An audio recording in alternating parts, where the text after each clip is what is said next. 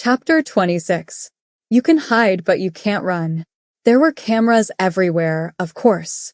On the public transport systems, in the stores, on the streets.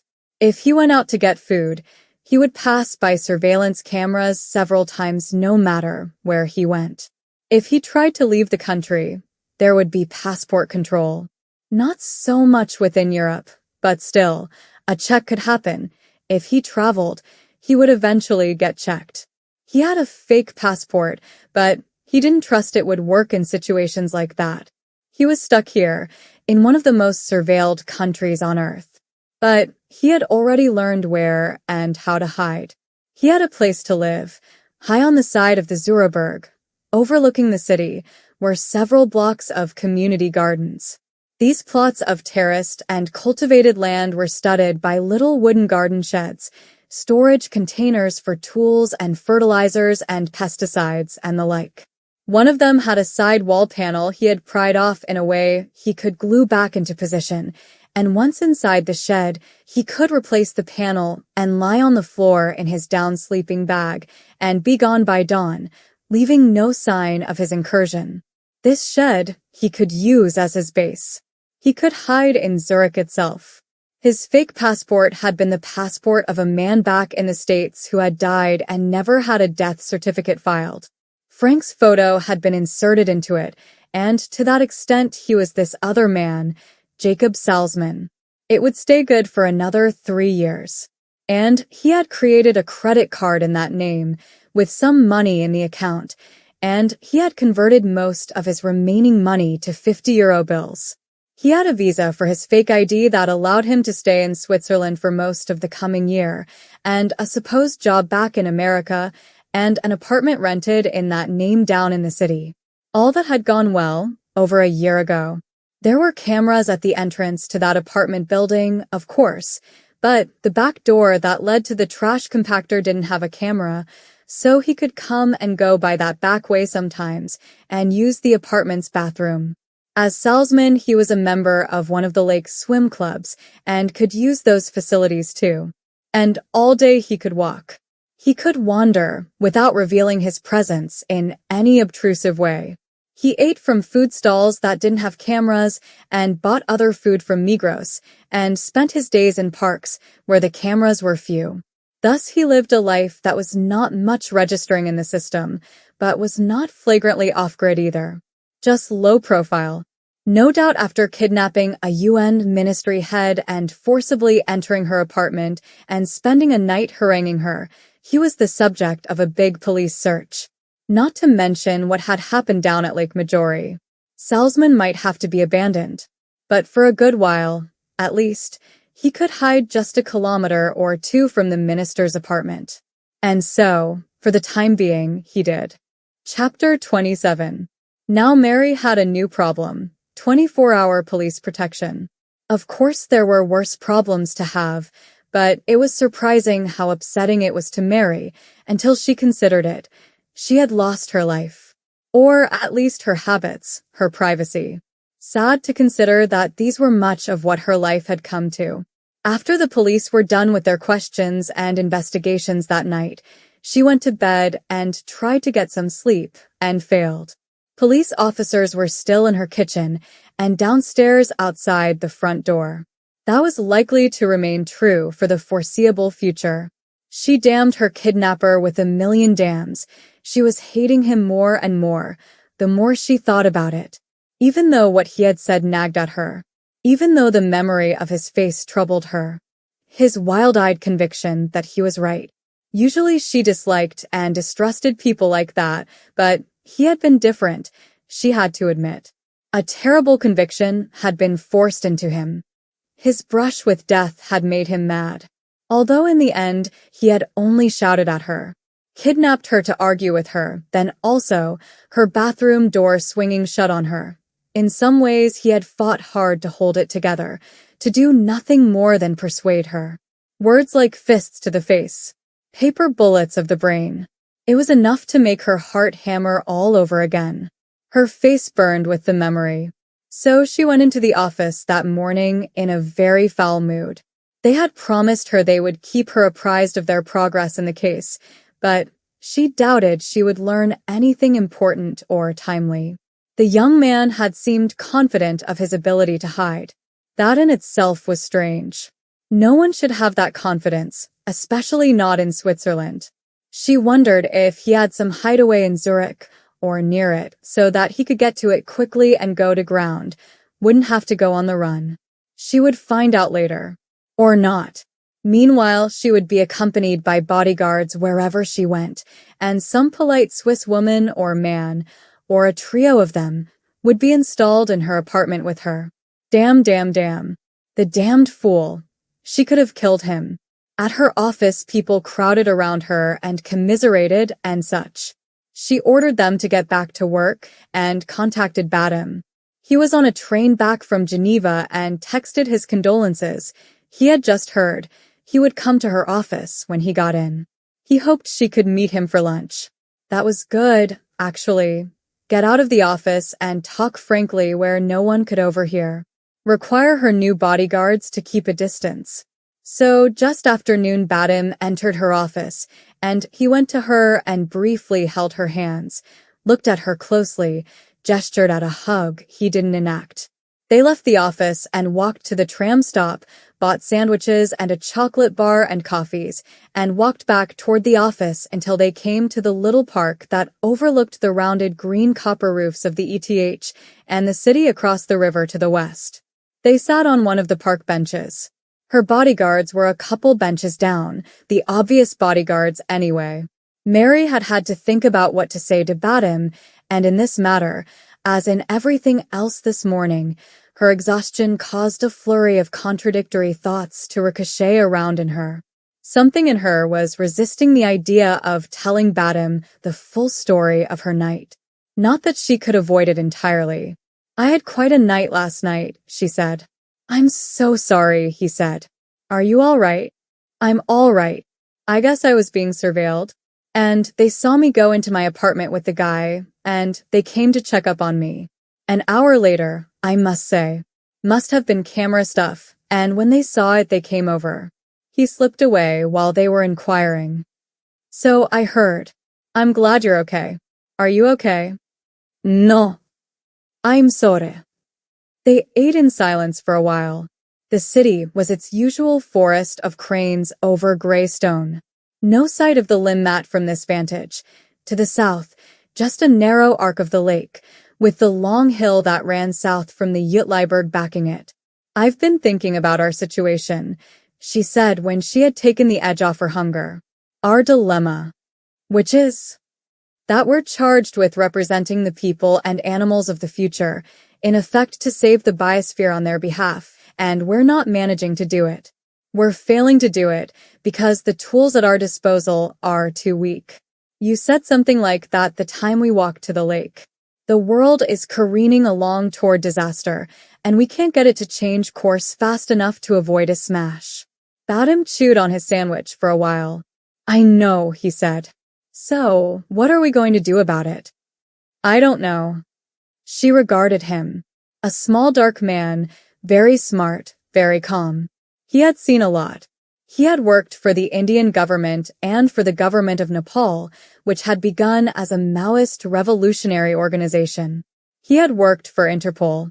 She said, trying it on, I think maybe we need a black wing. That surprised him. He looked at her for a while, blinking, and then said, What do you mean? I think we need to set up a secret division of the ministry, working in secret to forward the cause. He considered it. To do what exactly? I don't know. She chewed for a while, thinking it over. Her kidnapper's vivid glare. The fear she had felt. I don't like violence, she said after a while. I mean really. I'm Irish. I've seen the damage done. I know you have too. Secret wars, civil wars. The damage never goes away from those. So, I don't mean killing people. Or even hurting them physically. We're not the CIA here. But still, there are other things in the black, I'm thinking. Actions that are maybe illegal, or in some senses ill-advised. Undiplomatic. That would nevertheless forward the cause.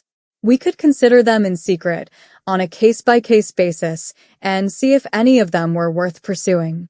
Things that we could defend doing if we got caught. He had stifled a smile, and now he shook his head a little bit. That's not sounding very black to me.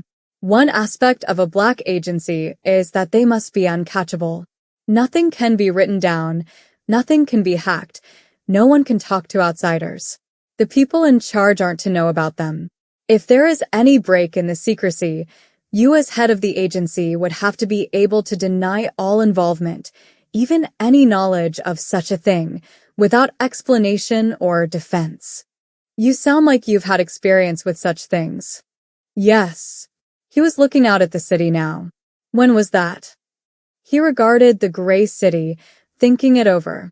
He heaved a small sigh, took another bite of his sandwich, washed it down with a big sip of coffee. Now, he said, as if starting a sentence and then not continuing it. Now what? She said, after he had paused for a while. Now, he repeated more firmly, and then looked at her. Always, in other words. What do you mean? I'm sorry. I can't talk about it. She found she was standing over him. Her paper coffee cup was quivering in her hand, half squished. He was wincing as he regarded her. He glanced at her coffee as if she might sling it in his face. Tell me what you mean, she demanded in a grating voice. Now. He sighed again. Imagine that there might already be a black wing of the ministry for the future. That even I myself might have started it after you hired me as your chief of staff. You started it? No, I'm not saying that, please. I'm like everyone else. I have some friends in the office. Whatever they do as friends, it would not be quite right to tell you about, precisely so that if something got out and you were asked questions, you could honestly say that you didn't know about it. Plausible deniability? Well, no. That I think refers to having a good lie in hand. This would be more like proper functioning of an agency, keeping things as they should be. If ever questions were asked, which hopefully would not happen, but if they did, you would say you didn't know about it. If there were improprieties, others would take the fall, and on you could go with the ministry undamaged. As if it would happen that way. Well, it has before. Pretty often, in fact. It's a common form of organization. Most unorthodox operations take place without their political heads knowing they exist.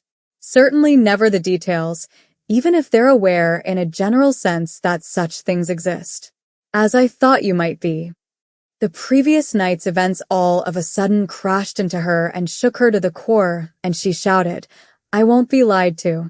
The bodyguards across the little park looked over at them. I know, Badham said, looking pinched and unhappy. I'm sorry. I haven't felt good about it. I'll tender my resignation this afternoon, if you like. Happy to fall on my sword right here and now. But I will remind you that you were just talking about the possible need for such a thing. The fuck I was, she said. She waited for her heart to slow down, thinking that over. Too many thoughts were jamming her head at once, creating something like a roar. I didn't really mean it.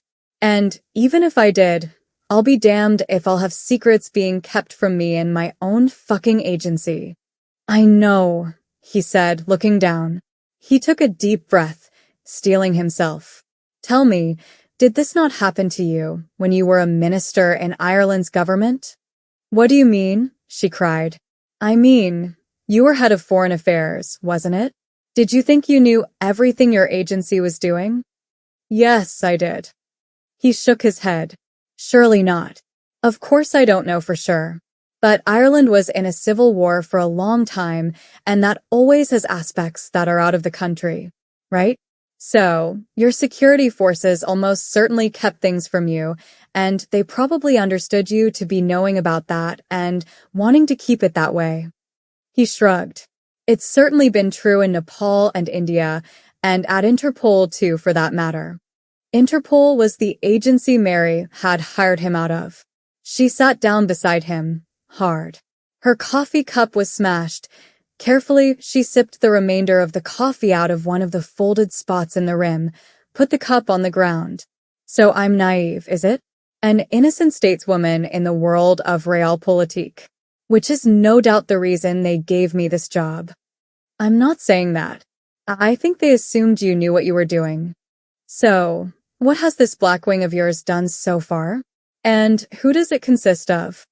Well, but this is just what you should not be asking. No, please. He held up a hand as if to ward off the blow she was about to give him. People might resign if they knew that their actions were known to higher-ups. Anyway, you might not even know these people. I'm not sure how acquainted you are with our whole staff. He watched her calm down. She picked up her crushed coffee cup and sipped from it again. I'm head of whatever happens operationally. He went in a low voice, as if sharing a secret to conciliate her. That's what a chief of staff does. People who help me when doing the needful gets tricky, they would naturally come from various divisions. Cybersecurity, of course. It's in the nature of their work to be preemptive sometimes. Nat-cat guys are often helpful. They're used to getting dirty. I mean, just physically dirty, you know, working with machines and such. They're at the coal face. They see the damage being done, and they get impatient to do something about it. That struck a nerve, and her sleepless night came back all in a rush, not that it had ever left. Her stomach was a knot that the sandwich didn't quite fit into. I met someone like that last night, she said. She reached out and grasped the back of Badam's hand. That's the kind of person kidnapped me last night. He was sick of doing nothing, of nothing happening. I'm sorry, he said again. He turned his hand up so that it held hers. Tell me what happened? She took her hand back and told him briefly, leaving parts out. We probably should have been guarding you more closely, he said when she was done. It was close enough, as it turned out. Besides, I think you offered it once, but I said no.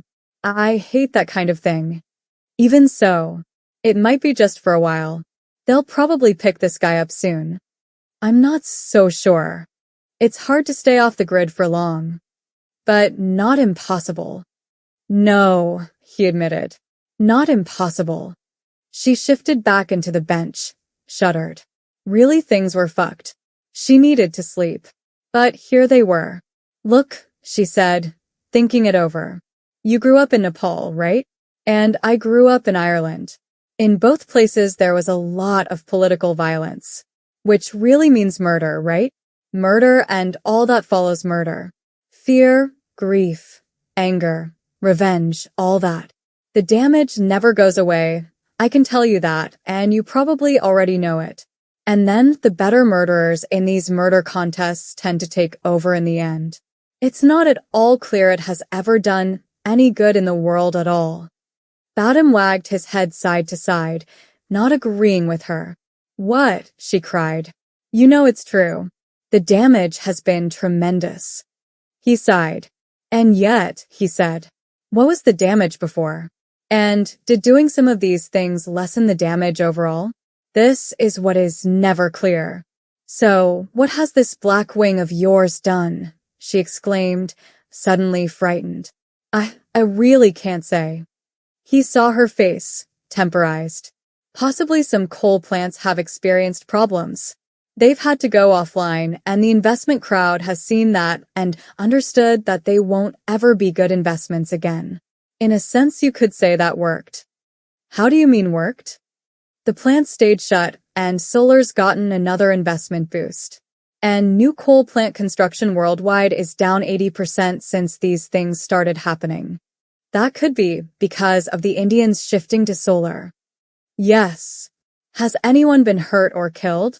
Not on purpose. Has anyone been terrorized? You mean scared away from burning carbon? Yes. I think it might be good if that had happened, don't you? But how?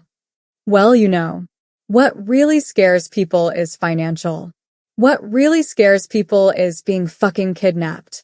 Granted, threat of violence. Although access to their money, if people get cut off from that, they are definitely scared. Fuck. So you're playing the God game. Excuse me. Playing God. Putting people through experiences they think are real, then seeing what they do. Maybe. But it wouldn't be just to see what they do. It would be to make them change. So you terrorize them. Well, but terrorism means killing innocent people to scare other innocent people into doing what you want. That's what it means today, right? It isn't just boo in the dark. No, I suppose not. But you scare people. You use intimidation. If we had, it might be a good thing. It might be doing the needful. As you were pointing out yourself, I think.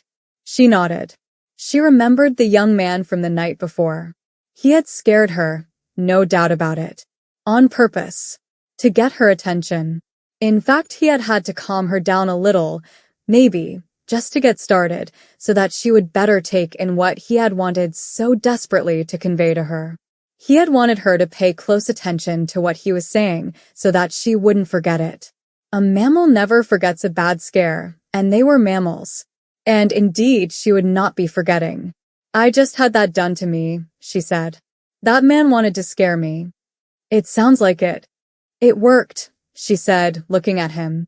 He looked back, letting her think that over. She considered it. She felt like her stomach was going to implode. All right, she said. Look, I want to know what's going on. I'll lie if it comes to that, or take the hit if need be. But I want to know. Do you really? Odio. You have to promise me you'll tell me. Do you promise? For a long time he didn't speak. He looked out at the city, then at the ground. Finally, all right, he said. I'll tell you what you need to know. Everything. No. Yes. No, he looked her in the eye. I can't tell you everything. Because look, there might be some people who deserve to be killed. She stared at him. The sandwich inside her was getting trash compacted. It felt like it would be better if she could just throw it up. Finally, she said, maybe I can help you to focus this program better than it is now. I know some things now that I didn't yesterday. I'm truly sorry about that. Don't be. There are things I should have known all along. Maybe. She thought it over. Fuck. I know. But, well, we have to do something. Something more than we've been doing. I think maybe so. Because right now we're losing. It's a fight. That's for sure. Chapter 28. The Hebrew tradition speaks of those hidden good people who keep the world from falling apart, the tzaddikim nistarim, the hidden righteous ones. In some versions they are 36 in number and thus are called the Lamed Vav tzaddikim, the 36 righteous ones. Sometimes this belief is connected with the story of Sodom and Gomorrah and God's promise that if he could be shown even 50 good men in these cities, and then 10, and then 1, he would spare them from destruction. Other accounts refer the idea to the Talmud and its frequent references to hidden anonymous good actors. The hidden quality of the Nistarim is important. They are ordinary people who emerge and act when needed to save their people, then sink back into anonymity as soon as their task is accomplished.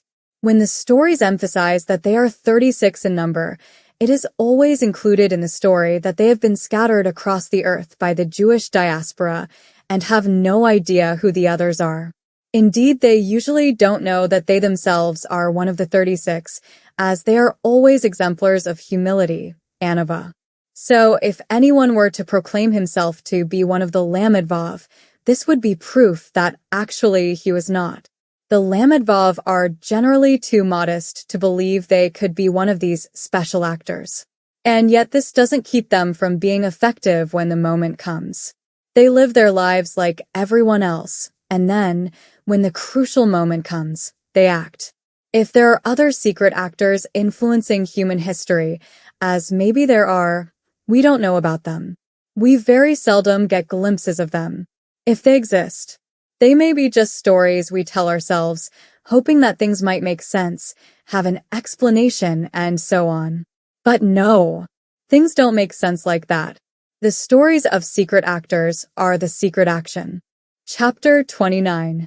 We set up camp on the Thwaites Glacier, about 100 kilometers inland from the coast of Antarctica. Thwaites was chosen because it was one of the fastest-moving big glaciers, combined with a fairly narrow gateway to the sea relative to other glaciers in its class.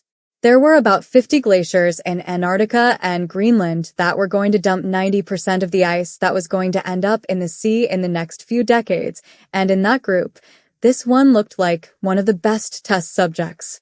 So there we were. The camp was a typical Antarctic field camp of the larger variety. A runway long enough for C-130s was secured. This meant landing first in Twin Otters, then checking a 2-mile stretch of ice to make sure there weren't any unseen crevasses. Blow up and bulldoze any crevasses you find. Eventually, you get a full landing strip. After the C-130s could land, a few Jamesways were flown in and assembled to serve as galley and commons. These Jamesways are basically insulated Quonset huts of World War II vintage. They are floored half-cylinders, very simple, easy to assemble, and pretty energy efficient. These that we set up were powered and heated mostly by solar panels, as this was a summer camp and the sun would be up all the time. A few tents for people who liked to sleep away from the huts. I'm like that myself, and a couple of yurts like the Russians use. When we were done, we had a little nomad village, colorful against the white background, yellow, orange, khaki, red. The drilling equipment was one of the ice coring systems that have been operated for a long time in Antarctica to get core samples, or drill down to subglacial lakes, or get through an ice shelf to the ocean below. They shoot hot water at the ice through a thing like a giant shower head and melt it. As the ice melts, the drill head goes lower, and down it all goes. The meltwater gets pumped out, and the hole can be sleeved with a heated sleeve if you want to keep it open, which we did. Some of the meltwater gets recycled into the drill head's feeder tank to be reheated. The rest gets piped away and dumped where it can spill out and freeze without messing anything up. Progress down the hole is slow by some standards, fast by others. A typical speed for a 2-meter diameter hole is about 10 meters per hour. Fast, right? It's a lot easier than drilling in earth or anything else hard, although you do need a lot of power to heat the water. That used to mean burning a lot of diesel fuel, but solar will work too if you've got enough of it. This time, when we got to the bottom of Thwaites, about 900 meters down from the surface, water came up the hole, but not all the way to the surface. It was under stupendous pressure from the weight of the ice on it, but no matter how thick the ice, the water under it gets shoved up the hole only about 90% of the way. The physics of hydrology dictates this, although we ran a pool anyway to see who could guess the actual height of the rise the closest, because there are always variants in play that mean the actual level in the hole will range a few meters one way or the other. In any case, about 90% of the way to the top, so the energy needed to pump water the rest of the way to the surface was not that great. So we did that, but no matter how much we pumped out, it was replenished from below. This was the crucial question. Could we empty out the water down there? Would we be able to pump up so much that there was nothing left to pump? There turned out to be a lot of water under the Thwaites, as predicted. Bigger and bigger summer pools of meltwater on the surface had run-down moulins, which are like vertical rivers that run down cracks in the ice. That water bottoms out on the bedrock and then lubricates the slide of the ice over it, until the ice is like riding down a water slide. The glaciers are therefore becoming more like rivers than ice fields, flowing almost as fast as some flat country rivers, but with 100 times more water in them than the Amazon, or even more. And the water in the Amazon was rain the week before, but the ice in Antarctica has been perched up there for the last 5 million years at least. So we're going to see sea level rise, big time. So if we could pump that subglacial water out from under the glacier, the ice would thump back down onto bedrock and slow down to the grinded-out speed that used to be normal. After that, we would keep pumping subglacial water out, and the ice would stay grounded on the bedrock, and it would stay at its old speed, deform viscously, shatter in crevasse fields, all the usual behaviors, and at the old speeds. Thus the plan. We were here to test the method. Some said the water at the bottom would get mixed with glacial silt until it was the consistency of toothpaste and hard or impossible to pump up. Others said the silt was long since gone, the bottom clean as a whistle after millions of years of scraping, and the new water down there would be pure, and therefore gush into the sky the moment we punctured the ice, wrecking everything and maybe drowning or freezing us, or both. People good at hydrology scoffed at that last prediction, but you had to try it to be sure. We could only be sure by testing it. So we got that first well melted, and the water came up about 87% of the hole, so that I won the pool. Come on, Pete, they said. You can't win a pool you set up yourself. Sure I can, I replied. And we pumped water from the top of the column, and it kept refilling to the same level. This went on for 4 days. All good. But then the water from below cut off abruptly. Some shift in the ice down there had presumably cut off our hole. Like capping an oil well, some said, but not really. A shift in the ice, I reckoned. There was a crevasse field about 30 kilometers upstream that made me wonder how far downstream the ice was broken up. Anyway, not good. Clearly, if the method was going to work, the wells were going to have to be kept open. So it was a question of whether our cutoff was a typical thing or an unusual accident. We also had to find out if we could fix it, reopen it, in other words, and then prevent whatever had happened to it from happening again. Failing that, we would have to abandon it and presumably start a new one. But if we couldn't figure out the problem, and if this was what was going to happen all the time on these quickening glaciers, maybe the whole idea wasn't going to work. A team was dispatched out to us to run some seismic tests, also to bring in more cameras and other monitors to drop down the hole to see what we could see. We had to wait out a windstorm for them to be able to fly in, so for a couple of days there was nothing to do. I thought we were going to be able to figure it out, but the mood in the dining hall got more and more what you might call apprehensive. Pete, this might turn out to be another fantasy solution, one of my postdocs said to me. One of those geoengineering dreams of redemption. Silver bullet fix that just shoots us in the head kind of thing. I sure hope not, I said. I like the beach. Hey, someone else said, geoengineering isn't always just a fantasy. The Indians did that sulfur dioxide thing and that worked. Temperatures dropped for years after that. Big deal, someone else replied. It was a big deal. But it didn't do anything to solve the bigger problem. Of course not, but it wasn't meant to do that. It was a fix. That's why we're here, I pointed out. This is a different fix. Right.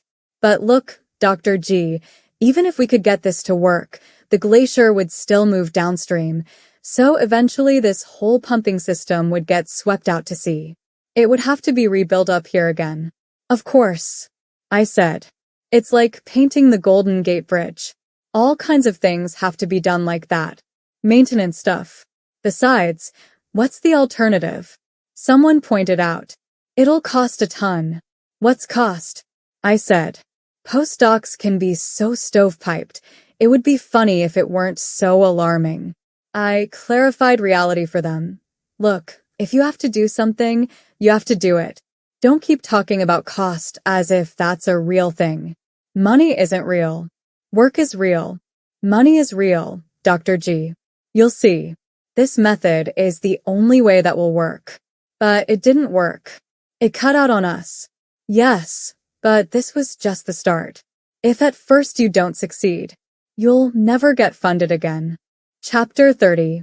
When thinking about the suspended years before the Great Turn, what some have called the trembling 20s, historians have speculated whether it was part of the Great Turn itself, or the last exhausted moments of the modern period, or some sort of poorly theorized interregnum between the two. Comparisons have been made to the period 1900 to 1914, when clearly the 20th century had not yet properly begun, and people were unaware of the stupendous catastrophe approaching. The calm before the storm. But there is nothing like consensus here. Of course, attempts are always made to divide the past into periods. This is always an act of imagination, which fixes on matters geological, ice ages and extinction events, etc. Technological, the Stone Age, the Bronze Age, the Agricultural Revolution, the Industrial Revolution, dynastic, the imperial sequences in China and India, the various rulers in Europe and elsewhere, hegemonic, the Roman Empire, the Arab expansion, European colonialism, the post-colonial, the neo-colonial, economic, feudalism, capitalism, ideational, the Renaissance, the Enlightenment, modernism, and so on. These are only a few of the periodizing schemes applied to the flux of recorded events. They are dubiously illuminative, perhaps, but as someone once wrote, we cannot not periodize, and as this appears to be true, the hunt is on to find out how we can best put this urge to use. Perhaps periodization makes it easier to remember that no matter how massively entrenched the order of things seems in your time, there is no chance at all that they are going to be the same as they are now after a century has passed, or even 10 years. And if on the other hand things feel chaotic to the point of dissolution, it is also impossible that some kind of new order will not emerge eventually, and probably sooner rather than later. If things feel like this or that, these feelings too are linked to periodization, because our feelings are not just biological, but also social and cultural and therefore historical. Raymond Williams called this cultural shaping a structure of feeling, and this is a very useful concept for trying to comprehend differences in cultures through time. Of course, as mammals, we feel emotions that are basic and constant: fear, anger, hope, love. But we comprehend these biological emotions by way of language, thereby organizing them into systems of emotions that are different in different cultures and over time. Thus, for instance, famously, romantic love means different things in different cultures at different times. Consider ancient Greece, China, medieval Europe, anywhere. So, how you feel about your time is partly, or even largely, a result of that time structure of feeling. When time passes and that structure changes, how you feel will also change, both in your body and in how you understand it as a meaning. Say the order of your time feels unjust and unsustainable and yet massively entrenched, but also falling apart before your eyes.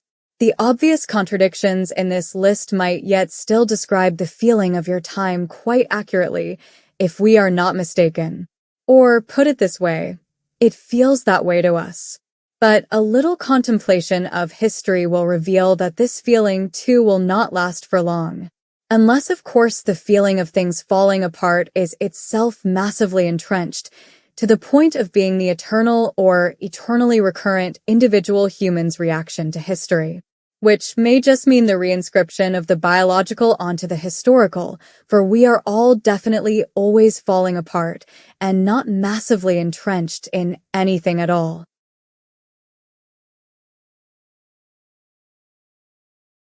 Chapter 31. India is now leading the way on so many issues. We remain horrified by the memory of the heat wave, galvanized, and if not unified, then nearly so, in a broad coalition determined to re-examine everything, to change whatever needs changing. You see it all around you. This situation is partly an accident of history, admittedly, in that BJP was in power when the heat wave hit, and so they were associated with it, with whatever justice who can say, and yet as a result they were thrown out of power and discredited forever, such that hopefully they will never come back, and likewise good riddance to their RSS fake traditional Hinduistic ethnic nationalist triumphalism. It was not the true Indian way, as all see now, or most. The heat wave made the revulsion against that pernicious nonsense very great. The true Indian way has always been syncretic, right from the very beginning of our civilization. Meanwhile, the Congress Party was clapped out, a thing of the past, its heroic era buried by decades of corruption.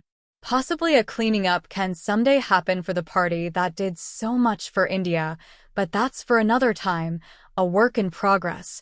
In any case, the upshot post, heat wave was a complete loss of faith in both Congress and BJP, such that the world's biggest democracy was left with no nationally dominant party. This was an opportunity, as many realized, and the work being done now has been accomplished by the creation of a broad coalition of forces, many of them representing very large Indian populations which never had much political power before, or even very good political representation. The energy from this new coalition is palpable everywhere. Things are changing, and there are good models to study and use, Indian models. Kerala has been big in this regard as a high-functioning state for almost a century now, devolving power to the local and the state government alternating in a scheduled way between left and Congress leadership. Much has been taken from Kerala and applied nationally.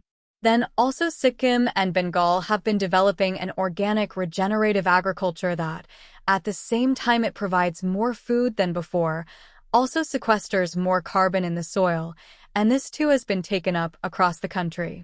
Indian agriculture moving into its post-green revolution is also a giant step toward independent subtropical knowledge production, achieved in collaboration with Indonesian and African and South American permaculturists, and its importance going forward cannot be overemphasized. Land reform is part of that, because with land reform comes a return to local knowledge and local ownership and thus political power.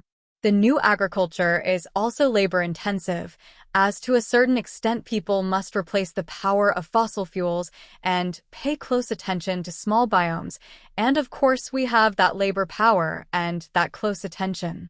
Especially as the caste system is once again acknowledged to be a bad remnant of our past, a remnant also very associated with BJP, who along with selling our country to global financial predators also demonized so many ethnicities and told so many Indians that they weren't really Indian. Now it's time to wipe that slate clean, and you see all the castes, including Dalits, joining society fully. Also, all the languages put on the same footing legally, as well as all the ethnic groups and religions across the country. Now we are all Indian together. It is truly a coalition, which makes the name of the party very apparent. May the coalition hold. Certainly its work so far has been admirable. Since sweeping the elections, the National Coalition Government has completed the nationalization of all the country's energy companies and set to work decommissioning all coal-fired plants. Completing the clean electrification of the country is being accomplished by construction of massive solar power arrays and then electricity storing facilities and a refurbished national grid. This again has been labor-intensive, but India has lots of people and lots of sunlight and lots of land. The coalition was very willing to take ideas from elsewhere, even from the Chinese, who have much to teach us about nationalization. It's a very strong feeling now that India belongs to Indians, that Indians are not to be sold by other Indians as cheap labor to fill the economic needs of global capital, that the colonial and even now the post-colonial days are over. It is the new India now, and everything is to be reconsidered. Many a time we now say to each other, when the arguments get intense, as they always do, "Look, my friend, never again. Never again." This reminds us of the heat wave and the stakes involved, but it is also a more general rejection of the bad parts of the past. Never again. We remind each other and then go on to consider, so what must we do here to get to an agreement and act on it? And so India is coming into its own. We are the new force.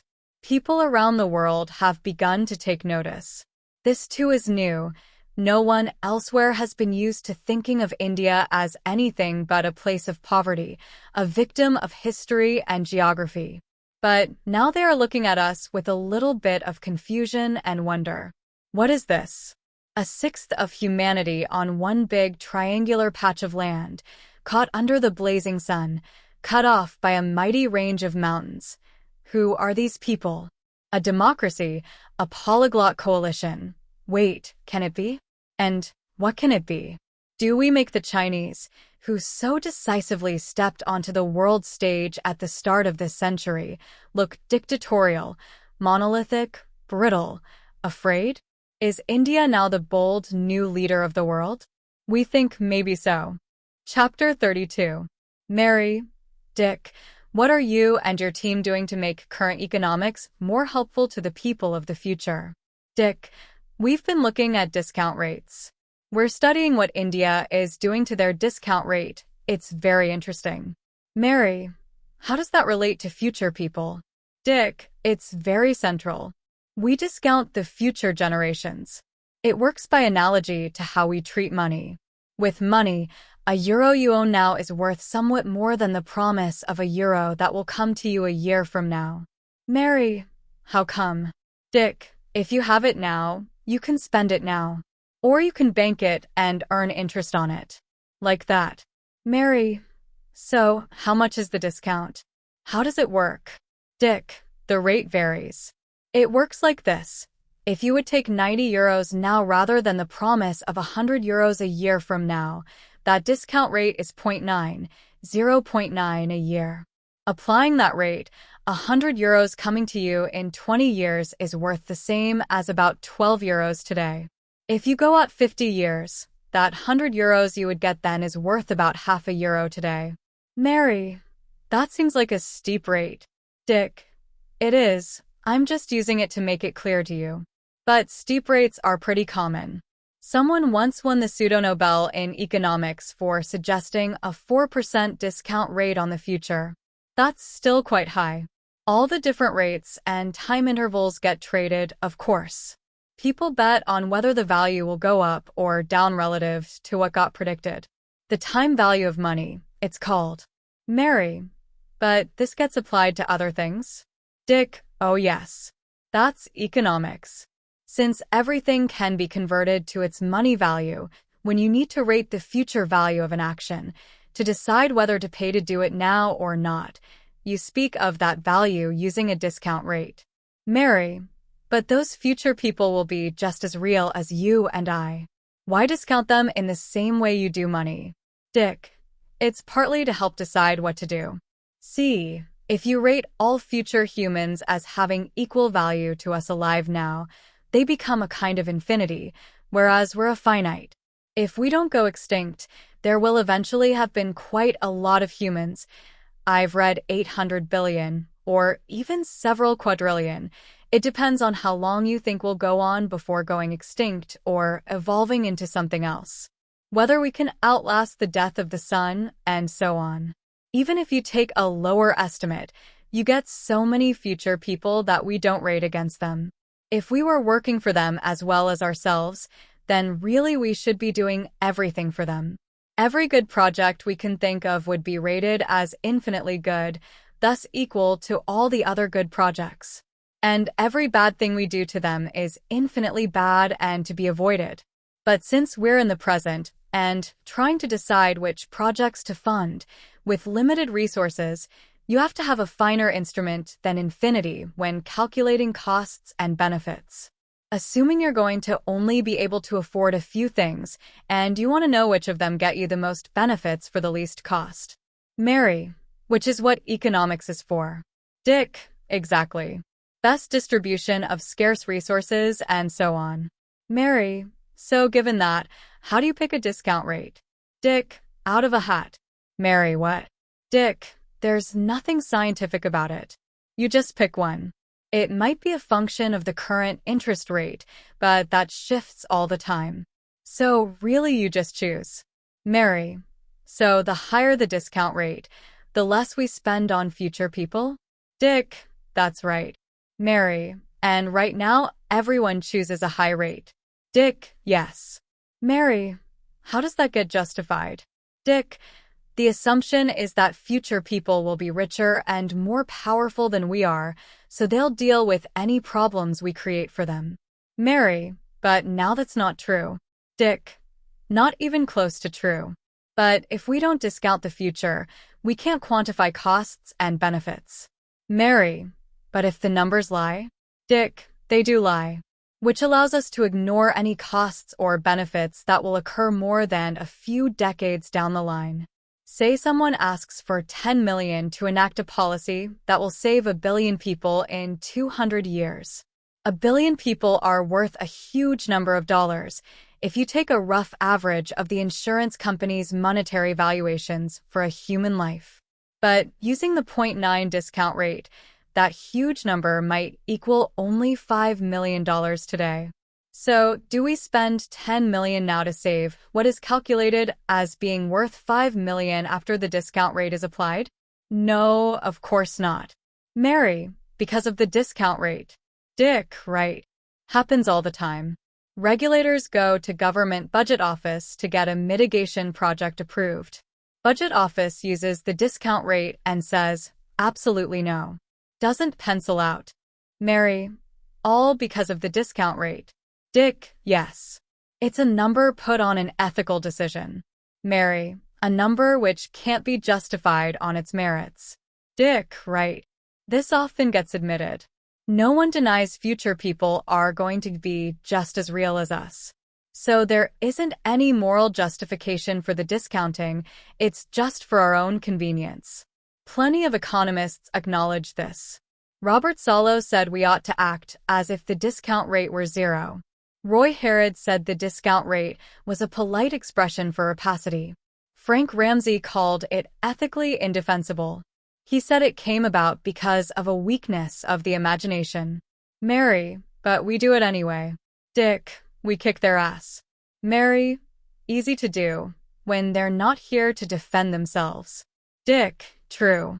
I like to think of it as a rugby match, with present-day people as the New Zealand All Blacks, playing against a team of 3-year-olds who represent the people of the future. We kick their ass. It's one of the few games we're good at winning. Mary, I can't believe it. Dick, yes you can. Mary, but what do we do? Dick, we're the ministry for the future. So we step in and play for the 3-year-olds. We substitute for them. Mary, we play rugby against the All Blacks. Dick, yes. They're pretty good. Mary, so they'll kick our asses too. Dick, unless we get as good as they are. Mary, but can we do that? Dick, we may be sticking with this analogy a little too far here, but let's do that for the fun of it. So now I'm thinking about that movie about the South African football team when the World Cup was held in South Africa. They were a beginner team, but they ended up winning it all. Mary, how did they do that? Dick, you should watch the movie. Basically, they were playing for more than the game. The other teams were playing because that's what they did. It was their profession. But those South Africans, they were playing for Mandela. They were playing for their lives. Mary, so, is there a way we can make the calculations better? Dick, this is where India comes into it. Since the heat wave, they've been leading the way in terms of re-examining everything. So regarding this issue, you could just set a low discount rate, of course. But Badam tells me that in India it was traditional to talk about the 7 generations before and after you as being your equals. You work for the 7 generations. Now they're using that idea to alter their economics. Their idea is to shape the discount rate like a bell curve, with the present always at the top of the bell. So from that position, the discount rate is nearly nothing for the next 7 generations, then it shifts higher at a steepening rate. Although they're also modeling the reverse of that, in which you have a high discount rate but only for a few generations, after which it goes to 0. Either way, you remove the infinities from the calculation and give a higher value to future generations. Mary, good idea. Dick, we've been running modeling exercises to see how various curves play out in the creation of new cost-benefit equations.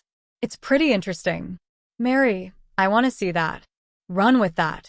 Dick, the All Blacks will be trying to tackle us, I warn you. They tackle to hurt. They'll be trying to get us to cough up the pill. Mary, when you get hit, pass the ball to me. I'll be on the inside to receive, I will. Dick, good on you, mate.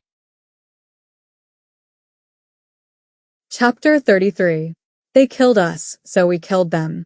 Everyone in our cell had helped to clean up after the heat wave. You don't forget a thing like that. I myself didn't speak for 3 years. When I did, I could only say a few things. It was like I was 2 years old. I was killed that week and had to start over again. Lots of the children of Cali had gone through similar experiences. Or worse. Not all of my comrades were human. It was a question of identifying the guilty and then finding them and getting to them. The research and detective work was done by another wing. A lot of the guilty were in hiding or on fortress islands or otherwise protected. Even when identified, it wasn't easy to get near them. They knew the danger. Methods were worked up over many iterations. We took a lot of losses at first. Of course, suicide bombing is often effective, but this is a crude and ugly way to go about it and uncertain. Most of us didn't want to do it. We weren't that crazy, and we wanted to be more effective than that. Much better to kill and disappear. Then you can do it again. For that, drones are best. Much of the job becomes intelligence, finding the guilty, finding their moments of exposure. Not easy, but once accomplished, boom. The drones keep getting faster and faster. The guilty often have defenses, but these can often be overwhelmed by numbers. A swarm of incoming drones the size of sparrows, moving at hundreds or even thousands of meters per second. These are hard to stop. The guilty died by the dozens in those years. Eventually, they stayed indoors for the most part. At that point, a decade into the campaign, they knew they were in trouble. Security redoubled. It became a question, or several questions. Were there still people left so guilty they deserved to die? Yes to that one. Could we get to them? Harder. We sometimes joined domestic staffs or landscaping crews and worked for years. Other times it was a matter of breaking and entering.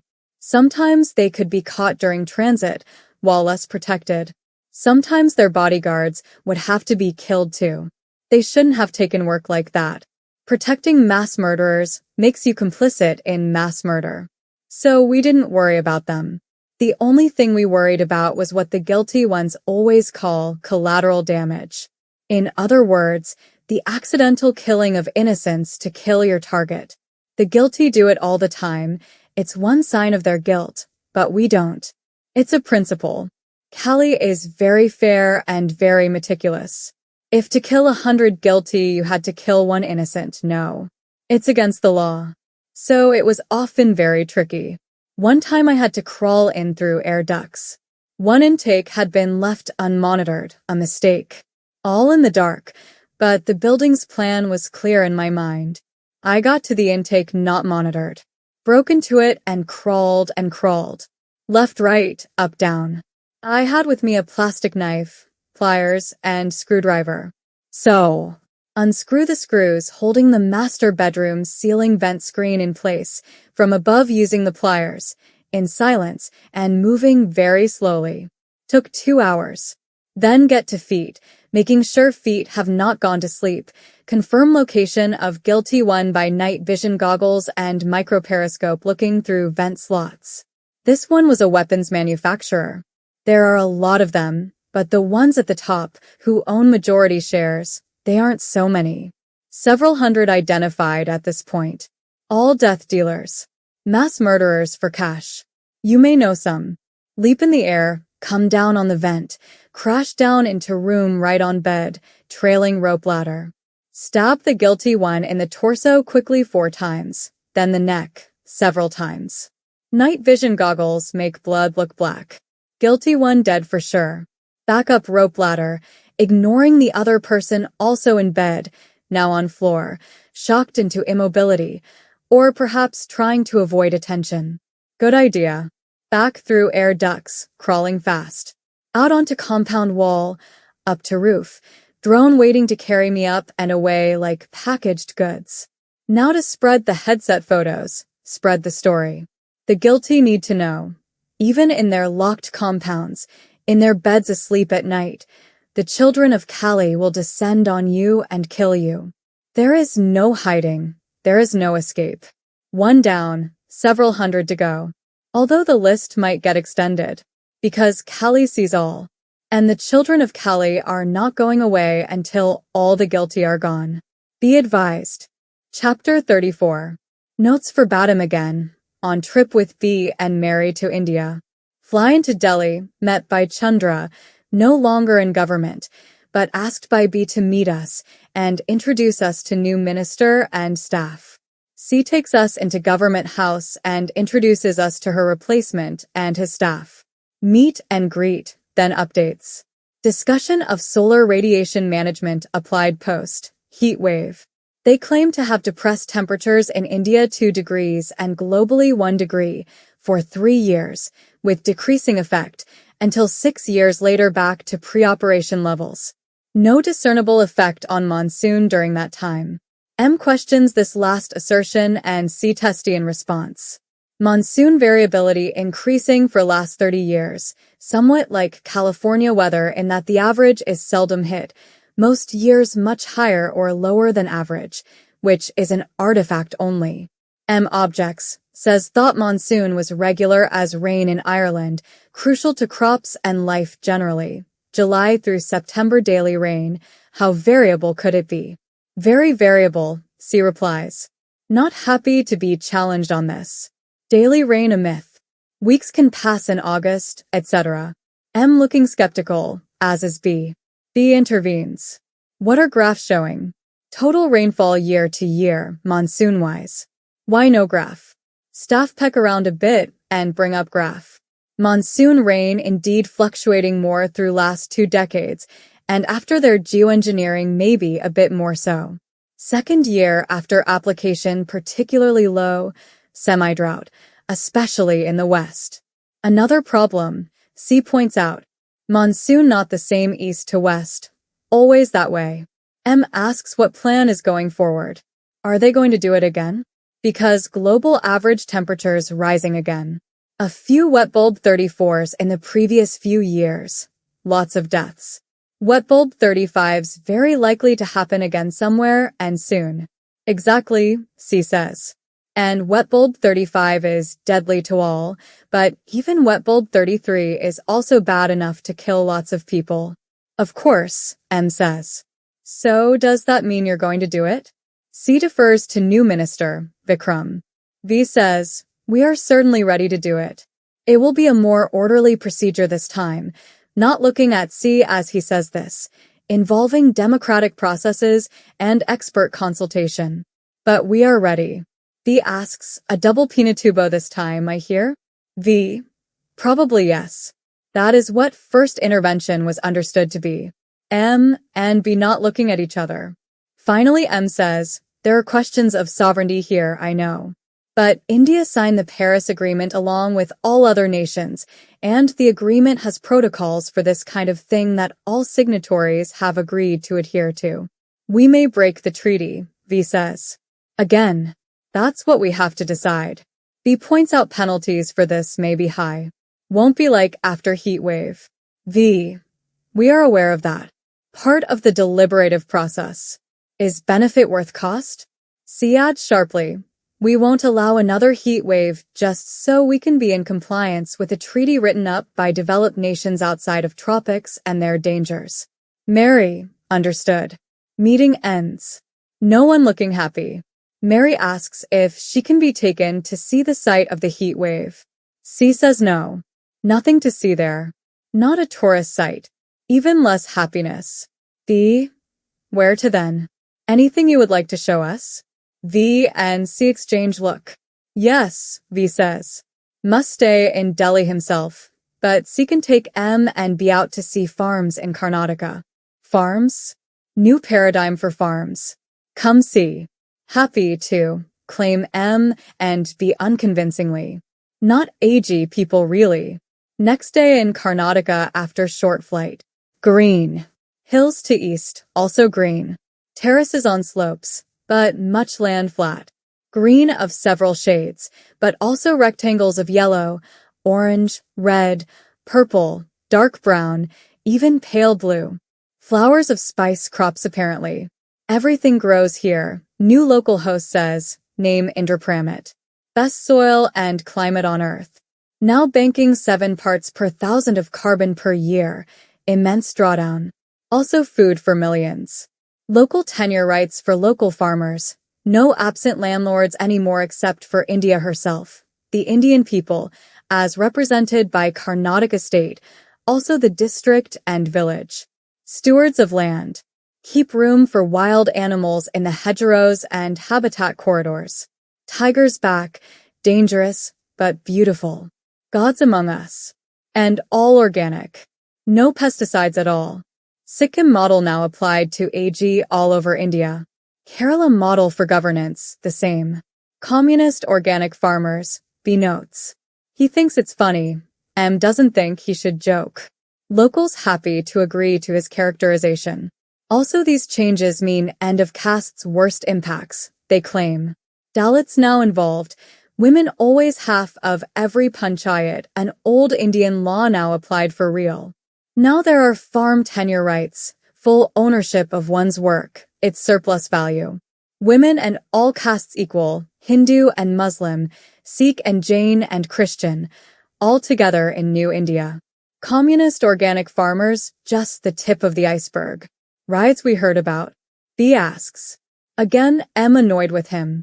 But again hosts happy to explain. Indra. Some absentee landlords, on being eminent domained, hired BJP thugs from city to come here and beat people up. It was one-on-one, so satyagraha not so effective. Can't lie down in front of a thug to much effect. Better tactic against armies, ironically. So had to fight it out, defend selves. Swarmed the invaders, beat them pretty thoroughly. Reported as riot but actually repelling of invaders. Sort of like organic AG. You have to use integrated pest management. B is one tool of integrated pest management targeted assassinations. Global community not happy with murders of private citizens. A terror tactic, he says, like the G's of these children of Kali. M again staring at him as if thinking he is deliberately trying to be offensive. C also not pleased. Says sharply, murder rate never really a concern when poor people are being killed by terrorists hired by rich people. Turnabout may not be fair play, but not everything that happens is government-sponsored, as distinguished visitors well know. Lots of forces unleashed now. Kali just one of the gods in action now, remember that. So, integrated pest management, yes. M seizes on this to change topic. How does it work if you get a crop infestation? Insects you don't want, no insecticides to use, what do? Indra, there are insecticides, they just aren't poisonous chemicals. Other bugs, mainly. Biological warfare. Does that work? Not always, no. But when crops are lost to infestations we can't stop, we clear the fields and send all the waste plant material to the vats. They are part of our system too, and include bugs on our side you might call them, that will eat spoiled crops no problem, eating also the pests that spoiled them. All of that is food for the vats. Vat amoeba don't care what they eat, being omnivores. And from them we get a kind of flour, also the ethanol that powers any machine that still needs to run on liquid fuels. Then for some kinds of infestations we burn the land, let it lie fallow a season or two, then back in business. Try something different each time. We keep learning things, it's a work in progress. So you have microbacterial children of Kali, B jokes. Again, M annoyed. Everything under the sun cycles, Indra says. This perhaps also acknowledges we are all getting cooked in midday sun. Mad dogs and Englishmen and Irish women. Even B looks overheated. Locals bear down on their enthusiasm by pointing up. So much sun. It's power, right? We can use solar power to pull water right out of the air, hydrogen out of the water, grow the plants that provide for bioplastics and biofuels for whatever still needs liquid fuel, use hydrogen to power turbines. Sun also helps grow forests that draw down carbon and fuel the biochar burners and provide the wood for building. We are a fully recycling solar powerhouse. A green power. Other countries don't have our advantages in sunlight and minerals and people, especially people, and ideas. M and B nodding as politely as they can manage. Heard it before. Preaching to converted. Hotter than hell out here. The new India, all agree. Our Indian hosts very pleased with how things are going here. But there's an edge to them too. M and B definitely aware of that edge, emanating strongly from C, also from locals. Aggressive pride. Don't tread on me. No outsider gets to tell India what to do, not anymore. Never again. Post-colonial anger? Post-geoengineering defensiveness? Tired of the Western world condescending to India? All of the above. Chapter 35. We came into Switzerland on a train from Austria. Austria was sending closed trains from Italy through to Switzerland, and in St. Gallen the Swiss stopped them and required passengers to get off and go through a registration process. That happened to us. Most of the people on our train were from Algeria or Tunisia, boat people who had landed in Italy hoping to get to France or Suisse romande, where we would speak the language. Getting into Switzerland would be a big step on the way. We were herded through rooms in a giant building, like immigration control buildings at airports, but older. We were interrogated in French, and then we were separated into men and women, which caused a lot of distress and anger. No one understood it until we were led into smaller examination rooms and given a cursory physical that included stripping to the waist and submitting to a chest X-ray. Apparently, they were looking for signs of tuberculosis. That was offensive and disturbing enough that when we were dressed again and reunited with the women, and we found they had been forced to undergo the same process, which had been administered by women when it came to the X-rays, but run by men in the other parts of the process, we got mad. The whole thing was dehumanizing, and of course this was not the first time it had happened. Refugees are by definition less than human, having lost their homes, but perhaps it was some kind of last straw. Something about being in Switzerland, which had a reputation as a clean, orderly, lawful place, and then being treated like animals, made us mad. Of course, the irony was not lost on some of us that it was only because we were in Switzerland and expecting to be treated well that such behavior was offensive. In Egypt or Italy, such demeaning treatment would have been expected and thus submitted to. Worse things had happened to us already. Howsoever that may be, we were mad, and when guards marched us back to the trains and we were led to the more southerly tracks, which seemed to be heading back into Austria, many cried out to object, and nothing the guards could say comforted us. We refused to get on trains set on those tracks because it made no sense to us. We had seen other trains using the southern tracks to head east, and we were sure our train would head that direction too. And being herded onto trains has a very bad feel to it, of course. Reinforcements appeared to help the guards herd us, and these had long rifles slung over their shoulders.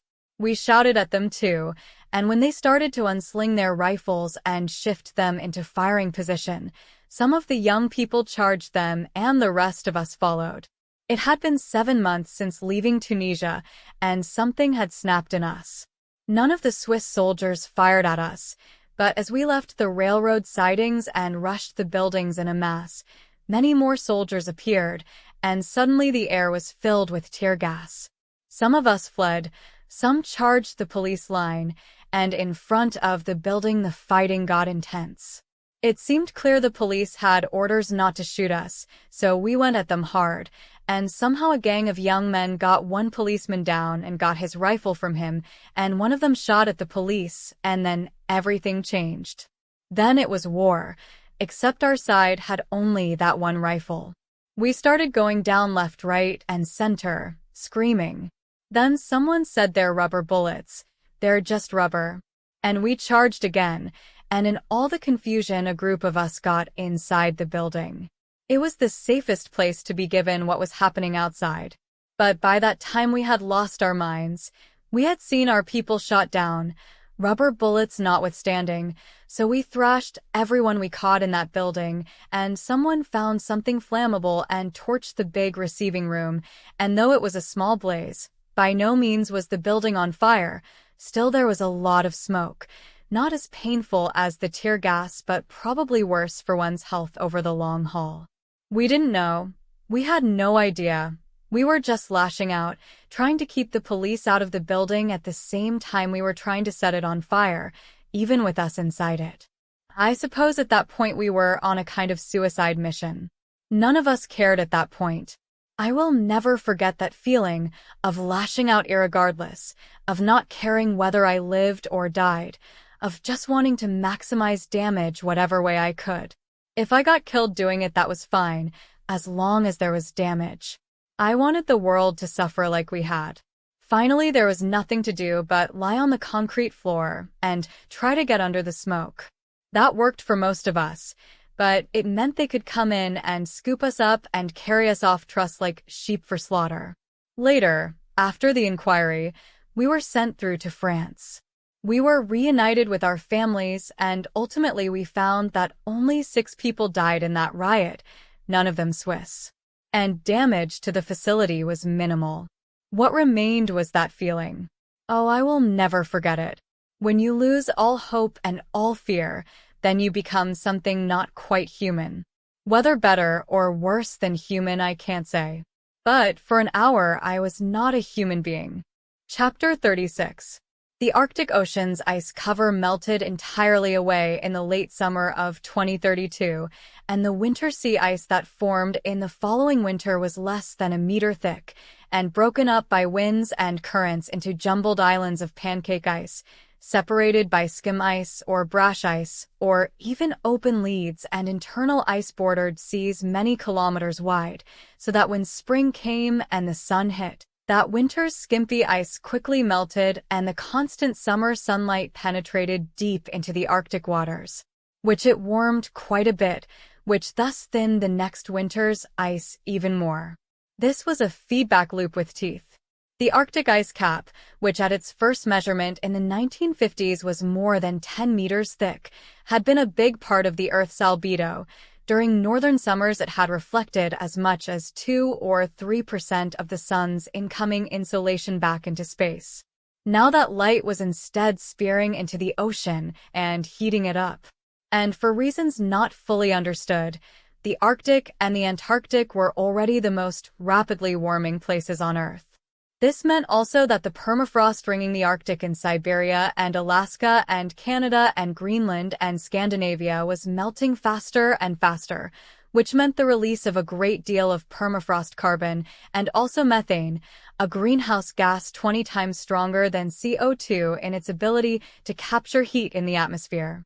Arctic permafrost contained as much stored methane as all the Earth's cattle would create and emit over 6 centuries, and this giant burp, if released, would almost certainly push Earth over an irreversible tipping point into jungle planet mode, completely ice-free, at which point sea level would be 110 meters higher than at present, with global average temperatures at least 5 or 6 degrees Celsius higher and probably more, rendering great stretches of the Earth uninhabitable by humans.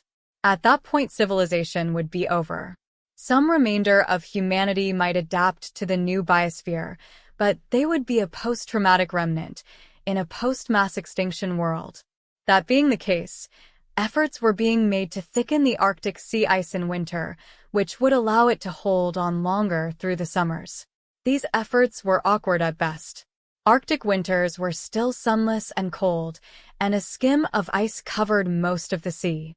And there was no good and obvious method to thicken that ice. So to begin with, a number of methods were tried and evaluated. One involved running autonomous amphibious craft over the outer edge of the winter sea ice as soon as it formed, each craft pumping up seawater from the still liquid ocean nearby, then spraying it into the air in a fine spray that would freeze before it came down, this flocking making thicker the outermost border of the sea ice, and hopefully thus slowing its breakup when the sun arrived in spring. This worked, in a limited way, But it would take thousands of such vehicles to adequately thicken the sea ice, and each vehicle could only be created at the expense of a certain amount of carbon burned into the atmosphere. Nevertheless, it was felt worth doing, despite the expense in money, materials, and carbon burn associated with construction of the amphibians. Now that the cost of losing the sea ice was clearly seen to be hugely more important than the financial cost of preventing the loss, the financial cost was no longer a stopper to this plan proceeding. Then, as airship factories were proliferating all around the world, it was possible to make some that would fly over the Arctic sea ice every winter, powered by batteries, pumping up water from holes punched in the thinnest sea ice to fill tanks and then spray that water onto the surface ice below, where it also froze and fell as flocking and thus thickened the ice. As in the Antarctic pumping efforts, it felt at first like sucking the ocean through a drinking straw. Minuscule efforts. Teensy effects. A sick little joke. But every good work has to begin somewhere. And really, if these projects didn't succeed, what would follow was so dire to contemplate that the efforts were judged worth making, minuscule or not. The third method was to drop on the winter ice clouds of small plastic machines, each of which had a solar panel and a drill and a pump and a little sprayer, so that the machine could puncture the ice, draw up some water, and cast it into the air to freeze. Eventually, these machines would get buried in snow by way of their own efforts, and then they would shut off and wait for spring and summer to come, when they would float to the surface, if enough snow melted, and wait to be refrozen into the top of the ice the following fall, where they could start all over again. Thousands and then even millions of these could be distributed. If their work went well enough, they would eventually stay trapped in the thickening sea ice for centuries to come. They were even small bits of carbon sequestration, as some pointed out in little attempts at a joke. But still, it was awkward, very awkward. Awkward as hell. Nothing they tried in this effort worked very well. Which meant, Chapter 37. This is hard to write. I was born in Libya, I'm told, and after my father disappeared, no one knows how or why, my mother took my sister and me to Europe, on a boat that carried mostly Tunisians. They made it to Trieste and were transferred by train to St. Gallen, Switzerland, where we were caught up in the riot there. That's my first memory, lots of us running into a building and everyone screaming. And my eyes burning from the tear gas. My mom tried to shield us inside her sweater, so I didn't see very much, but my eyes still burned. A woman and her two little girls, all crying our eyes out. I don't remember much about the days that followed. The Swiss took care of us better than the sailors on the boat had. We were fed and had beds in a big dormitory, with showers and toilets in a compound next to it. It felt good to be clean and dry and not hungry. Mother finally stopped crying. Then we were taken to a room and introduced to a group of people who spoke in French to us. Eventually, Mother was invited to a refugee shelter just outside of Winterthur, and she eagerly and gratefully agreed to go. My sister and I were scared to move again, but Mother assured us it was for the best. So we got on a train again and said goodbye to the shelter in St. Gallen, which in truth had been the nicest place we had ever lived.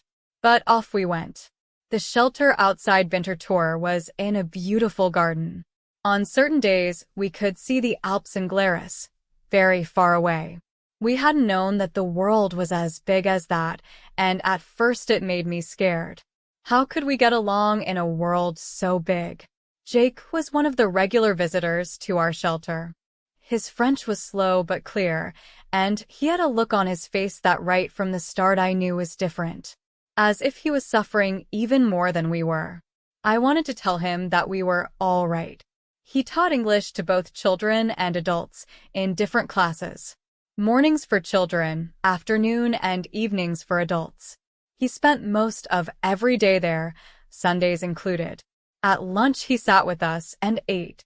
Sometimes at meals he sat there looking at us with his eyes moving back and forth, side to side, as if he was tracking a bird or having a thought.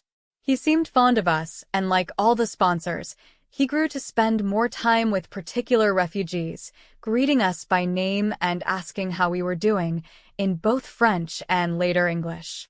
That went on for a long time. Later I learned it was almost a year, and then Mother told us that she was going to marry Jake, and we would all move in with him in a nearby village. My sister and I had had no inkling that this might happen, and at first we were surprised and uncertain. The shelter was again the nicest place we had ever known, and going off with a single one of our helpers into the unknown struck us as a bad idea. We didn't know what was going on between Mother and this man with the twitchy eyes, and we suspected the worst. But in fact we moved nearby into a little 2-story white house with a walled garden beside it, and we settled in quickly and went back off into the shelter to see our friends there. Jake and Mother were always warm and cordial to each other, although they were never openly affectionate in front of us. But we could see that Mother was fond of him and grateful to him, and he was always very kind to us, and always spoke to us in a mix of English and French, so that it seemed like the two languages were one, and later it took some sorting out on our part to get the two into their separate places in our heads. In that effort, Arabic seemed to slip away. So we were a little family for a few years, from when I was 7 until I was 11. We went to school in Winterthur, played with friends from school and from the shelter, and all was well. In those years my mother was happy. Then, when I started going to the middle school, I began to see signs that things were not well between my mother and Jake. They would sit in our kitchen after dinner looking at their screens or out the window. Watching them together, I saw something that struck me very strongly. Even just sitting there doing nothing, they were very different people. My mother is a calm person. She pours herself into a chair and relaxes there like a cat. Her eyes will move, her hands will do some sewing or knitting, but her body is still as can be. This is somewhat her nature. We're lucky to have her. Jake, on the other hand, would sit there, and yet he wasn't even close to still. Not that he fidgeted, or tapped his foot, or anything like that. It was just that you could see that he was spinning inside. It was like you could see all his atoms spinning the way they are said to do. If people could be rated for their spins, like atoms or car engines, then Mother would be almost motionless, while Jake was always spinning, at thousands or even millions of revolutions per minute. RPM 10 million, he said once. This whole image I am giving you comes from one of his own ways of assessing people. He would say we are all like quarks, which are the smallest elementary particles, he told us, smaller even than atoms, such that atoms are all made up of quarks held together by gluons. He made us laugh with these stories. And like quarks, everyone had a certain amount of strangeness, spin, and charm. You could rate everyone by these 3 constants, and our mother was the most charming person on earth, but not very strange, and with almost 0 spin. Jake confessed to having a high spin rate, also strangeness, and we found him charming too. He didn't agree to that. So sometimes he would sit in his chair at the end of a day at the shelter, obviously exhausted, and his eyes would be moving left, right, which I think takes a lot of effort, and somehow it was clear that he was spinning. There was something dark inside him. Mother said he had done development work in his youth and had seen some bad things. We believed it. Sometimes he would stare at us and sit hard on the floor and give us a hug. "How I love you," he would say. "You are such wonderful girls." Other times he would stare at us with his body rigid and his face contorted, clutching the sides of his chair as if preparing to leap to his feet and dash from the room. It was frightening to see that. Then times came when he would shout at Mother, and even at us. He would leap to his feet. He would dash from the room. But sometimes first he would shout at her. In English it seemed, but we couldn't understand it. And besides, we were too scared to listen. We ran from the room at those times. It was so shocking at first. Then it became something that could happen, something we were watchful for, so that when he was friendly or contrite and remorseful, we would take it with a grain of salt, not knowing if he might turn on us in a second. Volatile people, you can't trust them, that's the thing, and they know it. So that even if they feel remorse, it does no good, and they know that too. So they get lonely. And they feel the remorse less and less, maybe. They give up. In any case, he left. One day Mother woke us. She was crying as she told us that he wouldn't be coming back, that we would have to move again. We all sat on the stairs and cried. Chapter 38. Today we're here to discuss potential alternatives to the global neoliberal order, which seems to be in such imminent danger of collapse. Are there any already existing alternatives we can look to? China. Obviously. But China seems very deeply implicated in the global economy. They have a command economy that overrules the free market to bolster Chinese interests. That's so interesting. What could we call such a mysterious new amalgam? Socialism. Oh my. How very transgressive of you, not to say nostalgic. But I seem to recall that China is always careful to add the phrase, with Chinese characteristics, whenever they use the word socialism, and it seems to many that those Chinese characteristics make for a completely new thing. Yes, but no. You don't agree? No. It's socialism with Chinese characteristics. These characteristics including a huge dollop of capitalism, it seems. Yes. So might we learn things from them? No. How come? Because we don't like them. Isn't that rather prejudiced of us? They don't like us either. So, no hope of change from that quarter. What about the poor? The 4 billion poorest people alive have less wealth than the richest 10 people on the planet, so they're not very powerful, but no one can deny that there are a lot of them. Might they force change from below? There are guns in their faces. What about the so-called precariat, then? Those middle billions just scraping by, what Americans still call the middle class. Speaking of nostalgia, could they rise up and change things by way of some kind of mass action? Guns in their faces too. And yet we do sometimes see demonstrations, sometimes quite large ones. Demonstrations are parties. People party and then go home. Nothing changes. Well, but what about coordinated mass action? That sounds like more than partying to me. The so-called fiscal strike that we hear so much about, leading to a financial crash and the subsequent nationalization of the banks, for instance. National governments would then be back in control, coordinating a complete takeover of global finance. They could rewrite the WTO rules and create some kind of quantitative easing, giving new fiat money to Green New Deal type causes. We call that legislation. So again we come back to legislatures. These are usually thought to be features of representative democracies.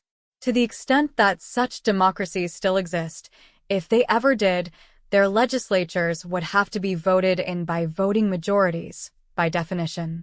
51% at the least, or more if possible, in all the major countries where such systems obtain. They would all have to join the plan. Yes. So this seems quite practical. What keeps us from doing that? People are stupid. Also the rich will fight it. Again this presumption that the rich have more power than the poor. Yes. But might it also be the case that there would be some kind of systemic resistance to change also, in that all these laws that need to change are intertwined, and therefore can't be easily disentangled? Yes. You could even say that money itself would resist this change.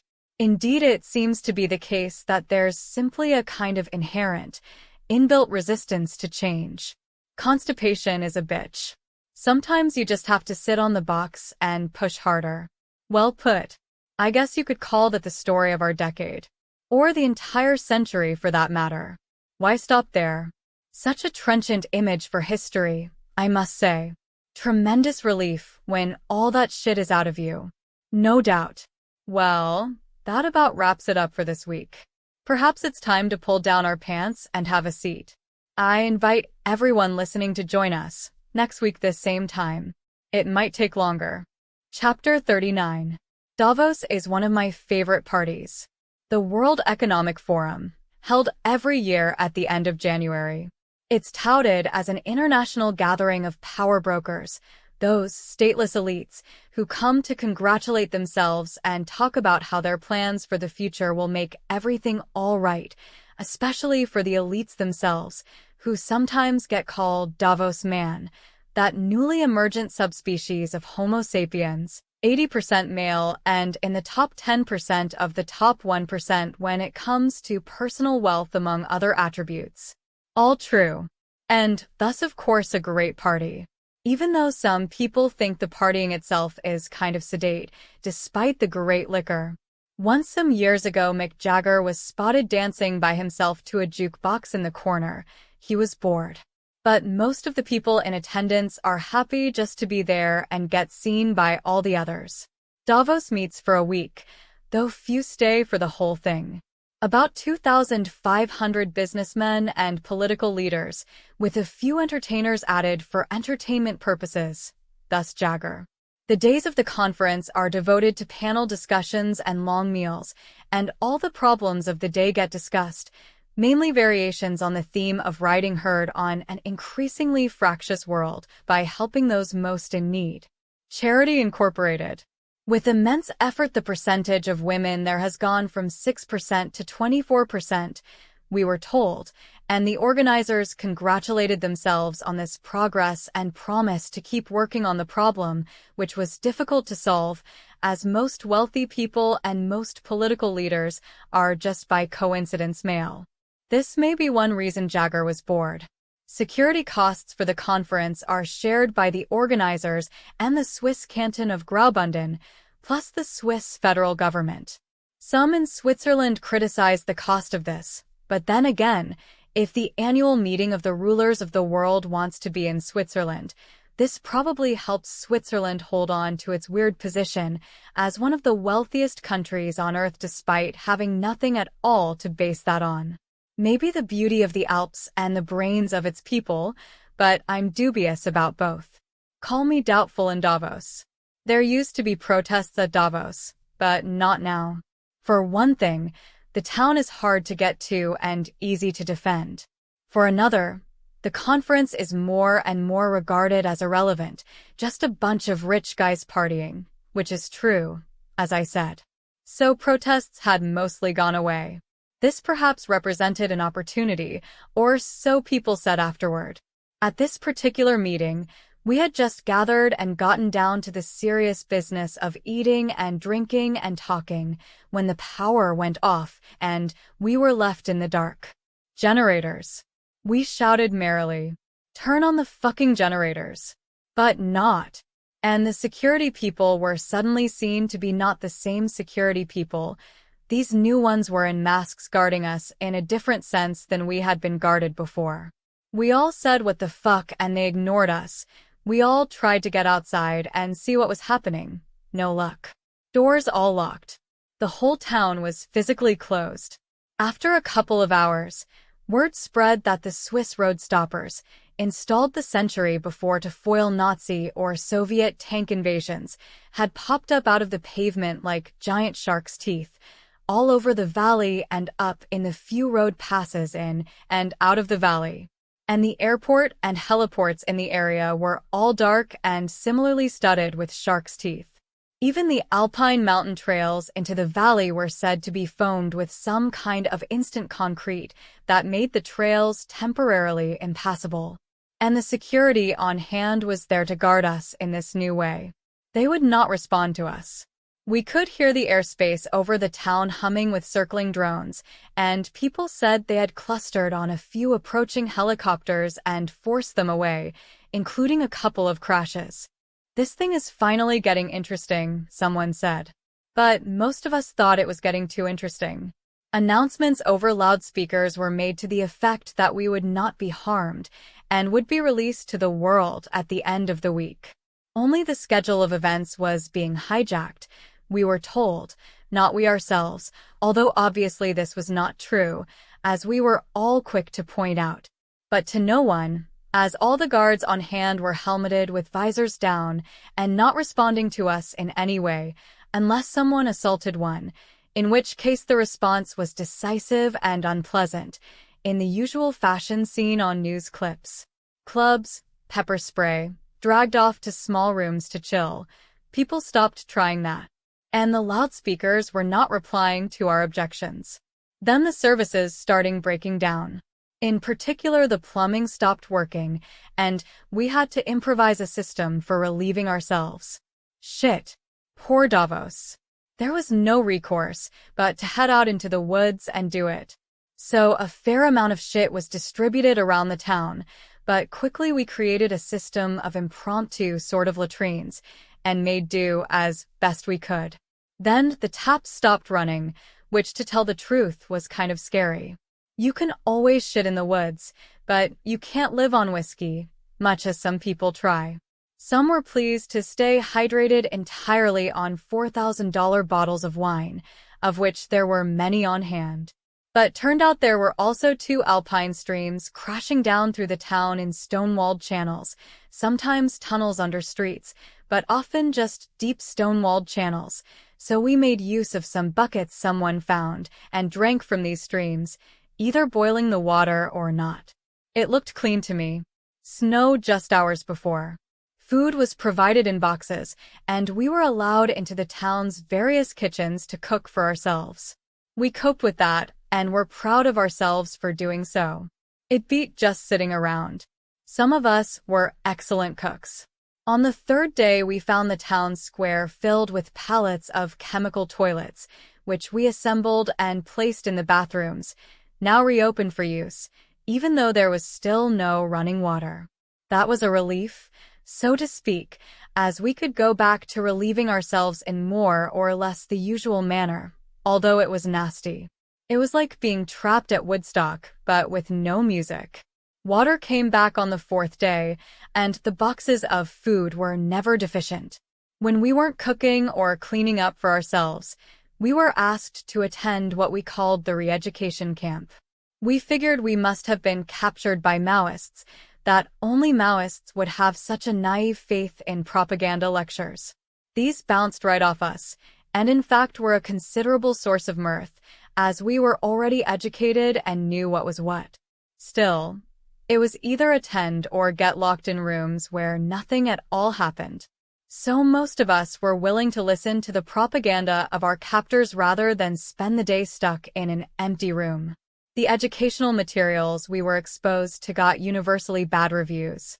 So many cliches. First films of hungry people in poor places. It wasn't quite like looking at concentration camp footage, but the resemblances were there, and these images were of living people, often children. It was like looking at the longest charity advertisement ever made. We booed and made critical comments, but really the 2,500 most successful people in the world did not get to that status by being stupidly offensive. Often some diplomatic skill had been required and acquired. Also, we were pretty sure we were being filmed in order to be later packaged into some kind of re-educative reality TV. So most of us just sat and watched the show and muttered to each other like you do in movie theaters. And it was despite all a sobering sight to see how the poorest people on Earth still lived. Time travel to the 12th century, for sure. That we ourselves had no bathrooms and were a bit hungry no doubt added to the effect of this footage, even when it was completely obvious that this was why they were doing it to us, the intended point of their pointless exercise, some kind of sick aversion therapy. Often statistics appeared on the big screen. Yes, PowerPoint shows, a true punishment. That 0.1% of the human population owned half humanity's wealth. That was us. Yay. That half the human population alive at that moment had no assets except their own potential labor power, which was much weakened by poor health and education. That was definitely too bad. But blaming this on capitalism was wrong. We told these non-listening, boring people there would be 8 billion poor people if it weren't for capitalism. But whatever. The figures kept coming, graph after graph, repeated in ways that were not even close to compelling. Bored, sleepy, hypnotized, We tried to figure out which ideological or ethnic group had assembled such a stew. And the soundtrack. Sad music, jaunty music, horribly unforgettable earworms destined to stick in your head forever. Tragically depressing music, like dirges played at 1/3 their intended speed, and so on.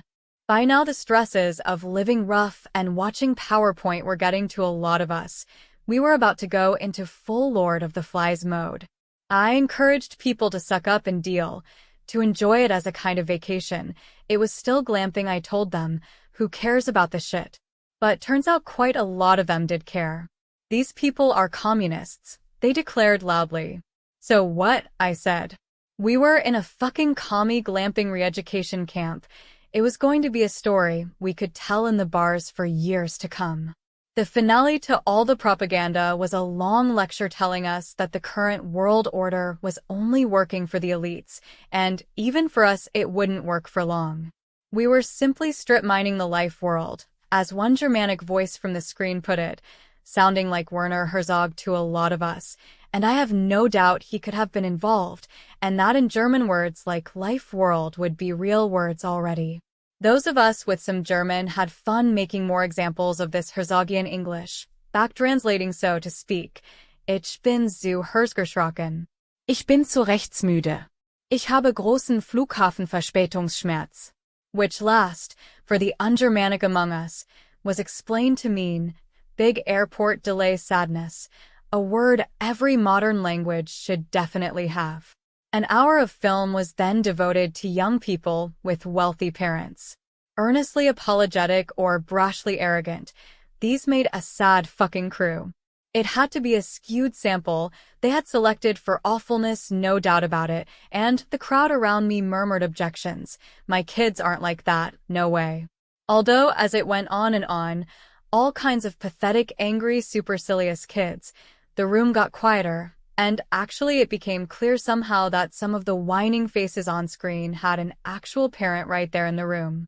And the graphed statistics charting these rich kids were disheartening as well. If the various kinds of antidepressants used by them were aggregated, it could be made to look like, well, over 100% of them were on antidepressants.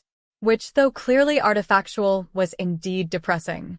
Another chart graphed individual happiness in relation to personal wealth, and as so often that week, and in life generally, it was another damn bell curve. This one showed that poverty made for unhappiness. Duh. Then people got quickly happier once adequacy was reached. Then, at a high middle-class income, the very income that scientists usually demanded for themselves, having studied their own graphs maybe, the guy next to me muttered darkly, as if to imply they were rigging either their study or the system of compensation, or both. You got the highest happiness.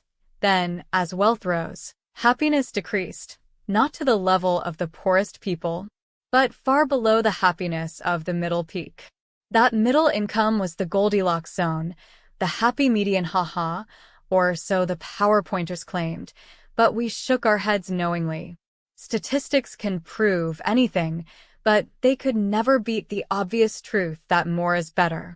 The soundtrack here toggled between All You Need Is Love and Can't Buy Me Love to add ridiculous Beatles wisdom to this part of the show. It was actually getting pretty annoying at this point. How could it go on for so long? Where were the fucking Swiss police? Were they in on this? Was this a Swiss plot, like the Red Cross or something? You are one of the Davos hostages, a voice said at the end of this income comparison film. You will have been a participant at the captured Davos. What will you do with that? We will be interested to watch you live the rest of your lives. With that, the incarceration ended. The drones in the airspace overhead flew away. Our helmeted guards were suddenly nowhere to be seen. We cheered when we realized this, and told each other that our indoctrination had been a complete failure and a sad example of bankrupt leftist notions that couldn't get purchase in the great marketplace of ideas. It had been like getting flown in a time machine back to 1917 or 1848 or 1793, though few of us knew why these years in particular were named by those with history degrees.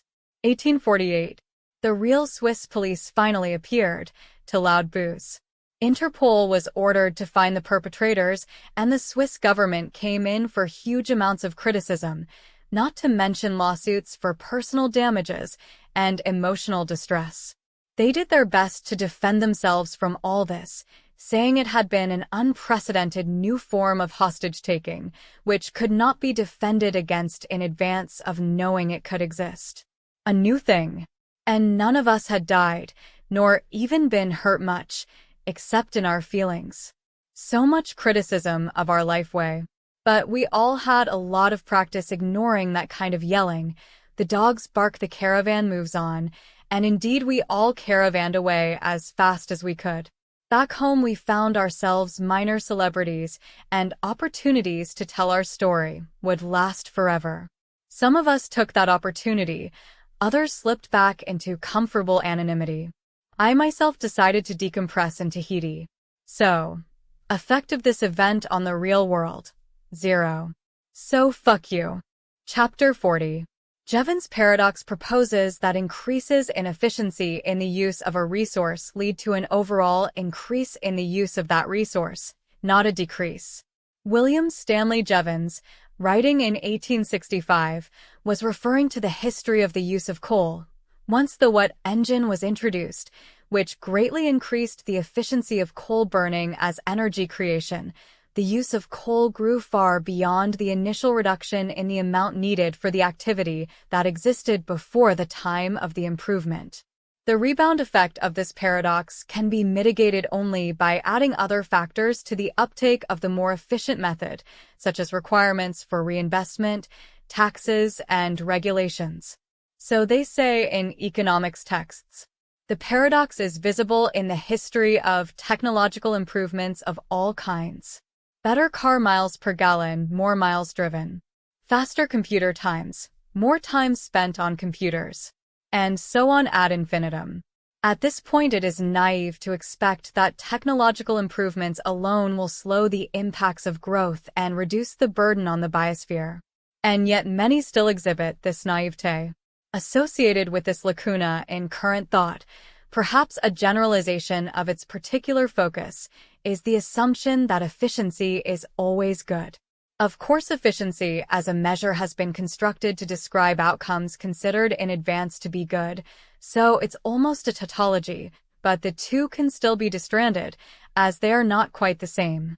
Examination of the historical record and simple exercises in reductio ad absurdum like Jonathan Swift's A Modest Proposal should make it obvious that efficiency can become a bad thing for humans. Jevons' paradox applies here too, but economics has normally not been flexible enough to take on this obvious truth, and it is very common to see writing in economics refer to efficiency as good by definition, and inefficient as simply a synonym for bad or poorly done. But the evidence shows that there is good efficiency and bad efficiency, good inefficiency and bad inefficiency. Examples of all four can easily be provided, though here we leave this as an exercise for the reader, with just these sample pointers to stimulate reflection. Preventative health care saves enormous amounts in medical costs later, and is a good efficiency. Eating your extra children, this is Swift's character's modest proposal, would be a bad efficiency. Any harm to people for profit is likewise bad, no matter how efficient. Using an oversized vehicle to get from point A to point B is a bad inefficiency, and there are many more like it, but oxbows in a river, defining a large floodplain, is a good inefficiency. On and on it goes like this. All four categories need further consideration if the analysis of the larger situation is to be helpful. The orienting principle that could guide all such thinking is often left out, but surely it should be included and made explicit. We should be doing everything needed to avoid a mass extinction event.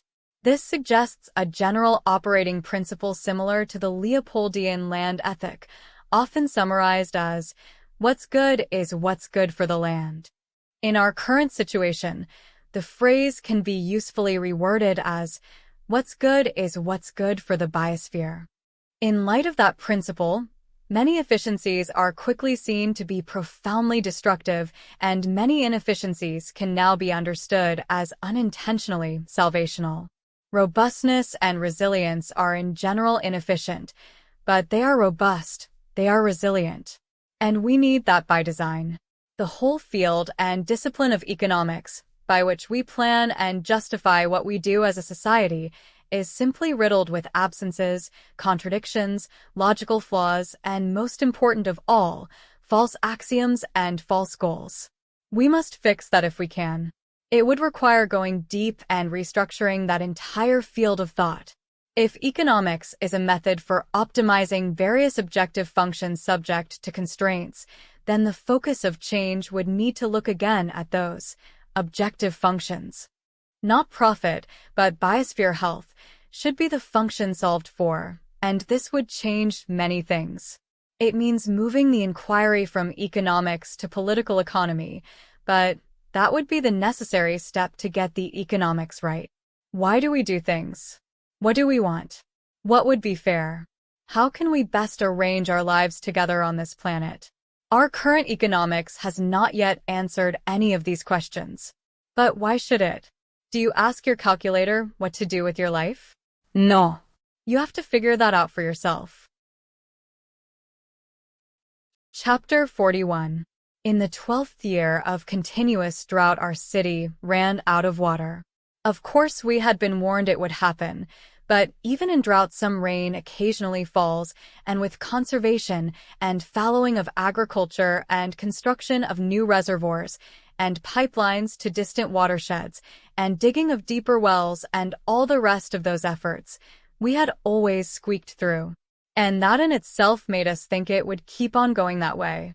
But one September there was an earthquake, not a very strong one, but apparently enough to shift something in the aquifer below us, and very quickly all the wells went dry, and the reservoirs were already dry, and the neighboring watersheds connected to us by pipeline were dry. Nothing came out of the taps. September 11th, 2034. Our city is home to about 1 million people. About a third of those had moved to town in the last decade and were living in cardboard shacks in the hilly districts on the west side. This was partly another result of the drought. They were already living without running water, buying it in 100-liter barrels or just cans and jugs. The rest of us were in houses and used to water coming out of the tap, of course. So on this day there was no question that the housed residents were most distressed by the change. For the poor in the hills it wasn't a change, except in this sense. There was no longer any water to buy either. In our part of the world you can only live a couple of days without water. I suppose that's true everywhere. And this cessation of water, despite all the warnings and preparations, was sudden. Taps running, perhaps weekly, but running. Then on September 11th, not. Panic, of course. Hoarding, for sure, if one could do it. Many of us had already filled our bathtubs, but that wasn't going to last long. A rush to the city's river, but it was still dry, in fact drier than ever. And then, no other choice, none at all. A rush to the public buildings. To the football stadium, the government house, and places like that. We needed a solution. In from the coast came trucks with water from the desalination plants. Also a convoy appeared from inland. These vehicles included water trucks, also mobile machines that could suck water from the air, even dry air like ours. Humidity of 10% feels dry as bone on the skin, but that air still has a lot of water in it. Luckily for us, it had to be done in an orderly way. That was clear to everyone. You could fight your way to the front of the line, but to what effect? There was nothing there to grab. Whatever water there was in the city was guarded by the military. The army and police were out in force. They directed people to stadiums and indoor assembly places like gymnasiums and libraries, and assembly halls of all kinds, and ordered us to get into lines, and water was brought to these places in heavily guarded trucks, and there was nothing to do then but wait your turn with your containers, and receive your allotted amount, and then start conserving it. Everything relied on the whole system working. If it didn't, we would die, one way or the other, from thirst or from fighting each other. This was all completely clear to everyone but the crazies among us. There are always such people, but in this case they were outnumbered 100 to 1 at least, and subdued by the police if they made trouble. For the rest of us, it came down to this. We had to trust our society to work well enough to save us. As it had never worked very well before, this was a big leap of faith, for sure. No one was confident, but it was the system or death. So we congregated in the places announced over the radio and online and on the streets themselves and waited our turn. Water kept coming into the city on trucks or was dragged out of the air by the machines. The initial allotments were ridiculously small. We had enough to drink, but not enough to cook with. Quickly we learned to drink any water we did use for cooking, treating it as a soup. Conservation was taken to ridiculous levels. Many bought filters said to clarify urine back to potable water. Sure, why not? We bought some too. But other methods of conservation were a bit more practical. Those filters don't last very long. It was sobering in all this to see how many we were. You congregate the whole population into just a few places, you see how many you are. And all of them strangers. In a city of 1 million you know something like, 100 people? And maybe 500 faces, at most 1,000. So you know at most one person in 1,000. Walk into a full football stadium, where you all have come to file through the line with your water jugs in hand or on dollies, water being so amazingly heavy, and you see that everyone there is a stranger. You are alone in a city of strangers. That's every day of your life. We saw that undeniably, right there with our own eyes. Alone in the city. Just a few friends, a family of sorts, these friends make, but so few, and them all lost in the larger crowd, doing business elsewhere. Well, people hung together with those they knew, sure, to go get water. Possibly to protect each other from the crazies, if someone lost it or whatever. But that seldom happened. We were so afraid that we behaved well, that was how bad it was. Mostly we went with friends just for the company. Because it was very strange to see with your own eyes that you live among strangers. Even though every night of your life, when you go to a restaurant and don't see anyone you know, that's the same thing. Those are strangers. But they are your fellow citizens. This is what makes it less than desolating. Your fellow citizens are a real thing, a real feeling. Seeing this, my friend Charlotte pointed something out to me one day as we stood in line waiting for a refill, feeling unwashed and parched and apprehensive. Charlotte's usual cynical, sardonic attitude now almost jaunty, almost amused. She gestured at the line in front of us and said, "Remember what Margaret Thatcher said? There is no such thing as society." We laughed out loud. For a while we couldn't stop laughing. "Fuck Margaret Thatcher," I said when I could catch my breath. And I say it again now. Fuck Margaret Thatcher, and fuck every idiot who thinks that way. I can take them all to a place where they will eat those words or die of thirst. Because when the taps run dry, society becomes very real. A smelly mass of unwashed, anxious citizens, no doubt about it. But a society for sure. It's a life or death thing, society, and I think people mainly do recognize that, and the people who deny it are stupid fuckers. I say this unequivocally. Ignorant fools. That kind of stupidity should be put in jail. Then on the 23rd day of our crisis, on October 4th, it rained. Not just the ambivalent sea mist we often get in the fall, but a real storm, out of nowhere. How we collected that rainwater. Individually and civically. The rain fell on our heads and in our containers, and I don't think a single drop of it made it downstream in our little river out of the city limits. We caught it all. And we danced, yes, of course. It was carnival for sure. Even though we knew it wasn't the total solution, not even close, as the drought was forecast to continue, and we still didn't have a good plan. Nevertheless, we danced in the rain. Chapter 42. asked Mary for a meeting with her and Dick Bosworth to go over some of the economic plans the software team was developing. She cleared an hour at the end of a Friday and meeting convened in her seminar room. "What's up, Janice Athena?" she said, a bit brusquely. She's always visibly skeptical that AI could contribute anything substantive to her project. Went to the whiteboard and tried to show her how AI could help.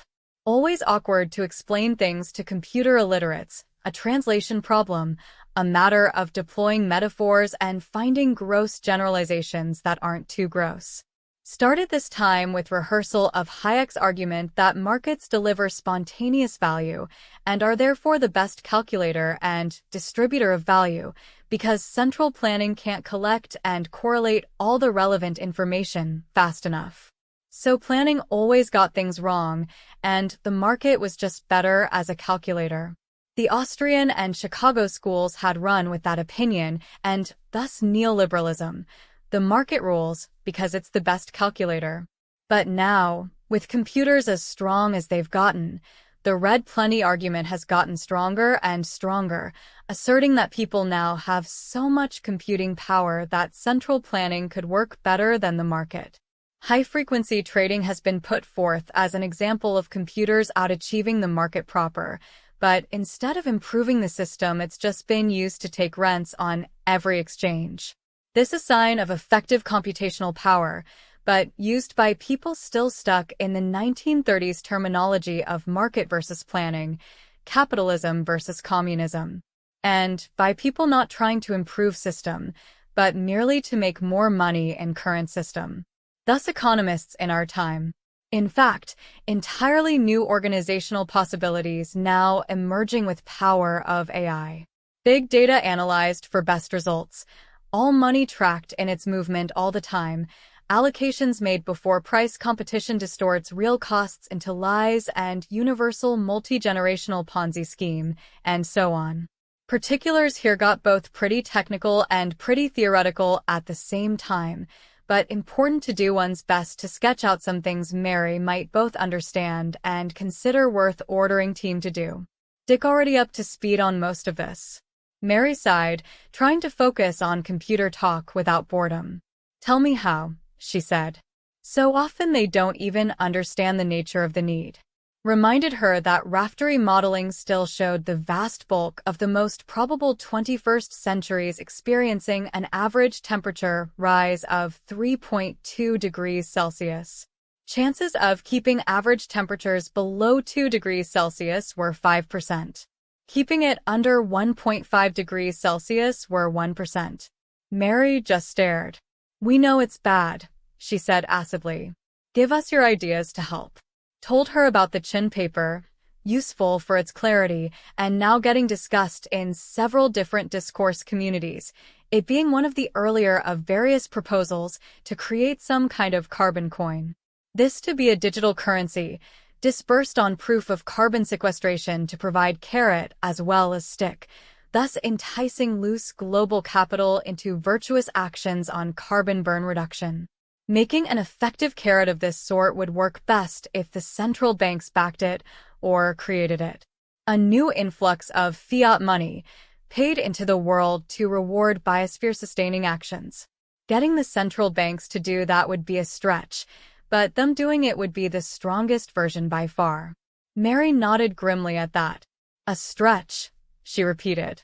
Persisted with arguments for carbon coin.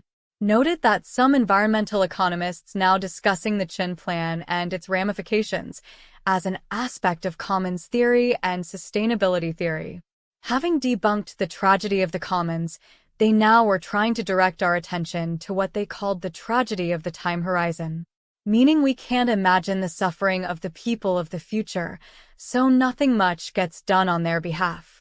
What we do now creates damage that hits decades later, so we don't charge ourselves for it, and the standard approach has been that future generations will be richer and stronger than us, and they'll find solutions to their problems. But by the time they get here, these problems will have become too big to solve. That's the tragedy of the time horizon. that we don't look more than a few years ahead, or even in many cases, as with high-speed trading, a few microseconds ahead. And the tragedy of the time horizon is a true tragedy because many of the worst climate impacts will be irreversible. Extinctions and ocean warming can't be fixed no matter how much money future people have, so economics as practiced misses a fundamental aspect of reality. Mary glanced at Dick, and he nodded. He said to her, "It's another way to describe the damage of a high discount rate. The high discount rate is an index of this larger dismissal of the future that J.A. is describing." Agreed to that. "And this Chun line of thought solves that?" Mary asked. "It extends the time horizon farther out?" Replied, "Yes, it tries to do that." Explained how the proposal for a carbon coin was time-dependent, like a budget, with fixed amounts of time included in its contracts, as in bonds. New carbon coins backed by 100-year bonds with guaranteed rates of return, underwritten by all the central banks working together. These investments would be safer than any other and provide a way to go long on the biosphere, so to speak. Mary shook her head. Why would people care about a payoff 100 years away? Tried to explain money's multiple purposes. Exchange of goods, sure, but also storage of value. If central banks issue bonds, they're a sure thing, and if returns set high enough, competitive with other investment, can be sold before they mature, and so on. Bond market. Then also, since this is a case of central banks issuing new money, as in quantitative easing, investors will believe in it because it's backed by long-term bonds. And this money could be created and given to people only for doing good things. Like what? Mary asked. Issued for what? For not burning carbon. Started writing on the whiteboard, feeling she was oriented enough to be ready for some figures. Not equations, which might just as well be Sanskrit to her, only some numbers. For every ton of carbon not burned, or sequestered in a way that would be certified to be real for an agreed-upon time, 1 century being typical in these discussions so far, you are given 1 carbon coin. You can trade that coin immediately for any other currency on the currency exchanges, so 1 carbon coin would be worth a certain amount of other fiat currencies. The central banks would guarantee it at a certain minimum price. They would support a floor so it couldn't crash.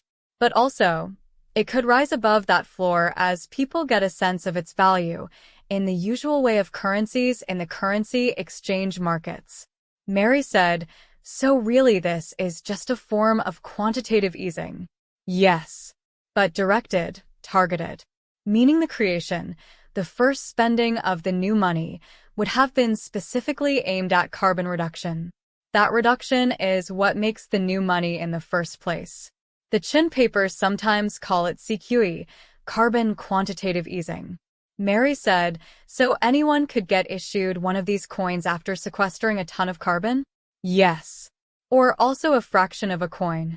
There would have to be a whole monitoring and certification industry, which could be public-private in nature, like the bond rating agencies are now. Probably see some cheating and gaming the system, but that could be controlled by the usual kinds of policing. And the carbon coins would all be registered, so everyone could see how many of them there were, and the banks would only issue as many coins as carbon was mitigated year by year, so there would be less worry about devaluing money by flooding the supply. If a lot of carbon coins were being created, that would mean lots of carbon was getting sequestered, and that would be a sign of biosphere health that would increase confidence in the system. Quantitative easing thus directed to good work first, then free to join economy, however. Mary said, "So if you combine this thing with carbon taxes, you would get taxed if you burn carbon, but paid if you sequester carbon." Agreed, and added that any carbon tax should be set progressively, meaning larger use more pay, to keep it from being a regressive tax. Then it becomes a good thing, and feebates can be added that pass some of this tax income back to citizens, to make it even better. A carbon tax thus added to the carbon coin was said by Chun and others to be a crucial feature of the plan. When both taxes and carbon coins were applied together, the modeling and social experiments got much better results than when either strategy was applied by itself. Not just twice as good, but 10 times as good. Mary said, "Why is that?" Confessed did not know. Synergy of carrot and stick, human psychology, waved hands. Why people did what they did, that was her bailiwick. Dick pointed out that for economists, carrots and sticks are both just incentives and thus the same, although they tend to assume sticks are more efficient than carrots. Mary shook her head vigorously. "No fucking way," she said. "We're animals, not economists. For animals, negative and positive are generally regarded as quite distinct from each other. A kick versus a kiss. Jesus Christ." She looked back and forth at us, said, "It's a question which of the two of you are the more inhuman, the computer geek or the economist." Both reference nodded at this. Point of pride, in fact. Trying to outdo each other. Attempt to attain Spock-like scientific objectivity, a worthy goal, and so on. Dick quite hilarious on this matter. Mary saw the nods and sighed again. All right. When you align both negative and positive reinforcements to press us toward a certain behavior, we then do that behavior. It's just Pavlov, right? Stimulus and response. So, how could we get this started? Said, if the dozen biggest central banks agreed to do it together, it would go. But that's true of almost anything. Mary exclaimed. What's the minimum you think it would need to succeed? Said, any central bank could experiment with it. Best would be the US, China, and the EU. India might be the most motivated to go it alone. They're still very anxious to get carbon out of the air fast. But the more the merrier, as always. She asked to be led through the time element again. Explained how the central banks could simply publish the rate of return that they planned to pay out in the future, no matter what. Investors would therefore have a sure thing, which they would love. It would be a way to go long, and to securitize their more speculative bets. The stick, the carbon tax, also needed to rise over time. With that tax rate and its angle of increase published in advance and a long-term rate of return guaranteed for investing in carbon coins, one could then calculate the cost of burning carbon and the benefits of sequestering it. Normal currencies float against each other in the exchange markets, but if one currency is guaranteed to rise in value over time no matter what, then it becomes more valuable to investors. It will always stay strong in the currency market because it's got a time-stamp guarantee of a rise in value. The carbon coin designed in that way would eventually probably replace the US dollar as the world's benchmark currency, which would strengthen it even more. It's like compound interest again, Dick remarked to Mary.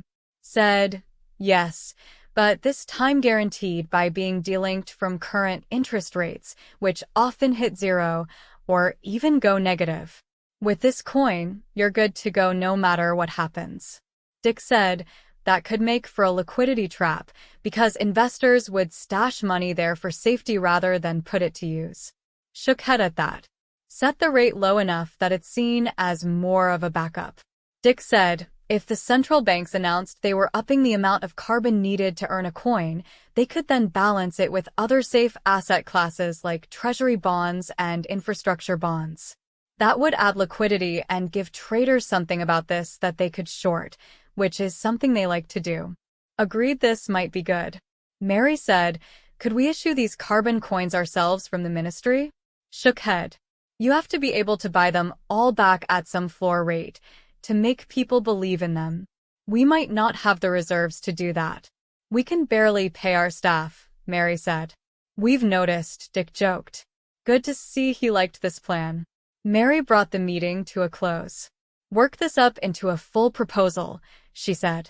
One I can take to the central banks and defend. I've got meetings with them already scheduled. We'll see where it takes us. Chapter 43. I am a secret so everyone can know me. First you must count every part of me, then translate those parts into signs that do not describe me. Together we are shackled, and with the sign that does not describe me you can open me up and read me as I am. People will give you their promises for me, and if wrongdoers try to take me away from you, you can find me and tell the world where I am hidden. I began as a silent speaking, a key to open every door. Now that I have opened all the front doors, I am the key that locks the back doors by which wrongdoers try to escape the scene of the crime. I am the nothing that makes everything happen. You don't know me, you don't understand me, and yet still, if you want justice, I will help you to find it. I am blockchain. I am encryption. I am code. Now put me to use. Chapter 44. The part of Antarctica that holds its ice the longest is near the middle, between the Transantarctics and an ice-submerged mountain range called the Gamburtsev Mountains. The Gamburtsevs are almost as high as the Alps, yet still completely buried by ice. They were only discovered by overflights using ice-penetrating radar. Between this newly discovered range and the Transantarctics, there's a flat plain, surrounded by mountains in such a way that scientists estimate the ice sitting on it won't reach the coast for at least 5,000 years. In other areas of the continent, ice will get to the sea in the next couple of decades. So, it's another case of location, location, location. Naturally, this point of maximum ice sequestration is a long way from the sea, and the polar ice cap there is 10,000 feet thick, meaning about that high above sea level, as the bedrock under all that ice lies just slightly below sea level. So, if you were thinking of pumping seawater up onto this part of the ice cap to keep sea level from rising, it was going to take a lot of energy. And a lot of pipeline too. Run the numbers and you can see.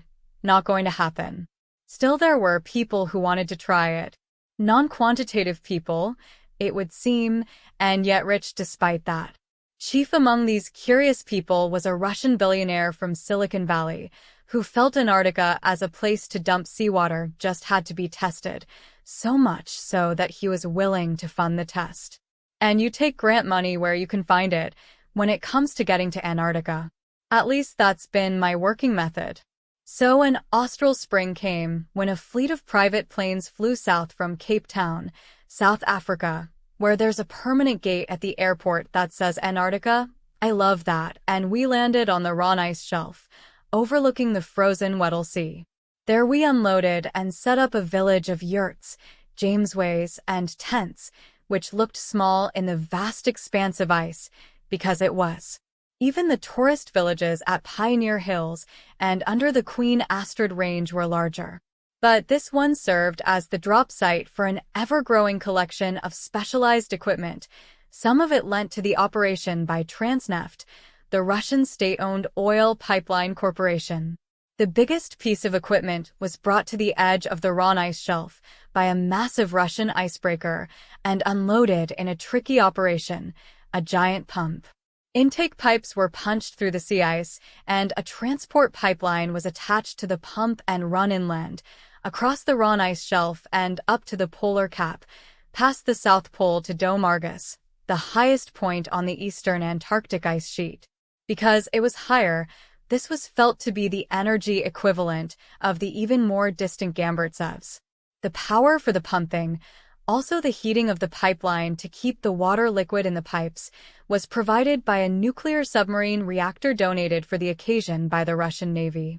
If it turned out to be feasible, the billionaire had explained to people back in Russia, this operation might turn into one of the biggest industries in the world and save St. Petersburg from drowning. The fact that this supposed industry would require the power of about 10,000 nuclear subs was apparently left out of the discussion. But okay, an experiment in method, sure. Why not? All the ice melting around the world was now raising sea level at a rate of some 5 millimeters a year, which did not sound too bad until one remembered that it had been 3 millimeters a year just 20 years before, and this rapid rate of increase was also itself speeding up. If the current rate doubled every year, Then very quickly the sea would be rising so quickly that the coastlines of the world would be inundated, and that catastrophe would greatly complicate an already tricky ecological situation. Many had pointed out that if sea level rise did increase in speed in any significant way, it would overwhelm any possible attempt to pump that water back up onto Antarctica or anywhere else. If it got as bad as even a centimeter a year, which could easily happen if things went south, the amount of water in that rise would equal a cube roughly the size of the District of Columbia at its base, thus twice as tall as Everest. And moving that would take far more pipe than ever made in all history. But since the rate of future sea level rise was unknown, it was felt by many, or at least by the billionaire in question, to be worth looking into. It would provide some real costs to check against the modeling exercises and also would test what happens to seawater when released high on the polar cap. How far would it spread, how it would affect the ice already up there, and so on. When we got the first line attached to the pump and started running it south, we took helos inland to get to the front edge of the operation. A longer flight every week. Looking down, we could see the pipeline below us, like a black thread on white cloth. It's like sucking up the ocean in a drinking straw, I said, and spitting your mouthfuls onto shore. It's true, someone replied. But if you had 10 million straws. No, I said. It's stupid, this notion. But it's gotten us down here this year, and we might learn something useful from it. So keep quiet about how stupid it is. I will. My lips are sealed. I never said a thing. And if I did, I didn't mean it. Griffin, you're such a smartass. Hey, I said. Another great day in Antarctica. Chapter 45.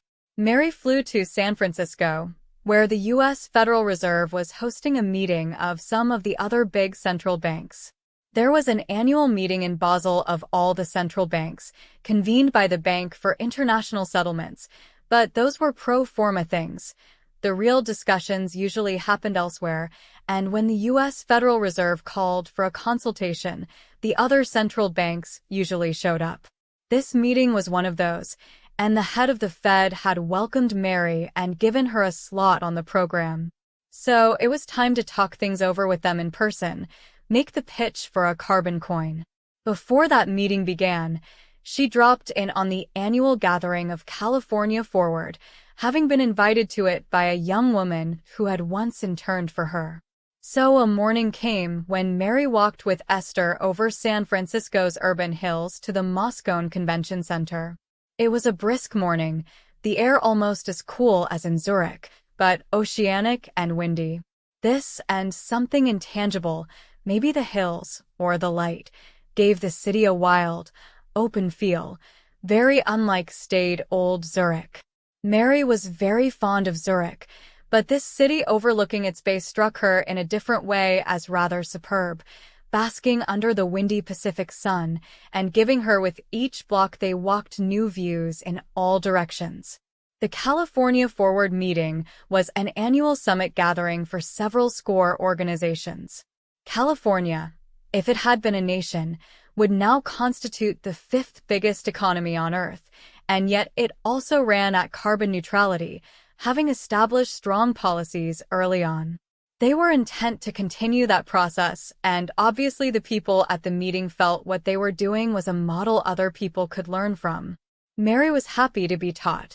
Esther introduced her to people from the State Water Board, the California Native Plant Society, the University of California's Clean Energy Group, also its Water Group, also the head of the Department of Fish and Wildlife, the state's biodiversity leader, and so on.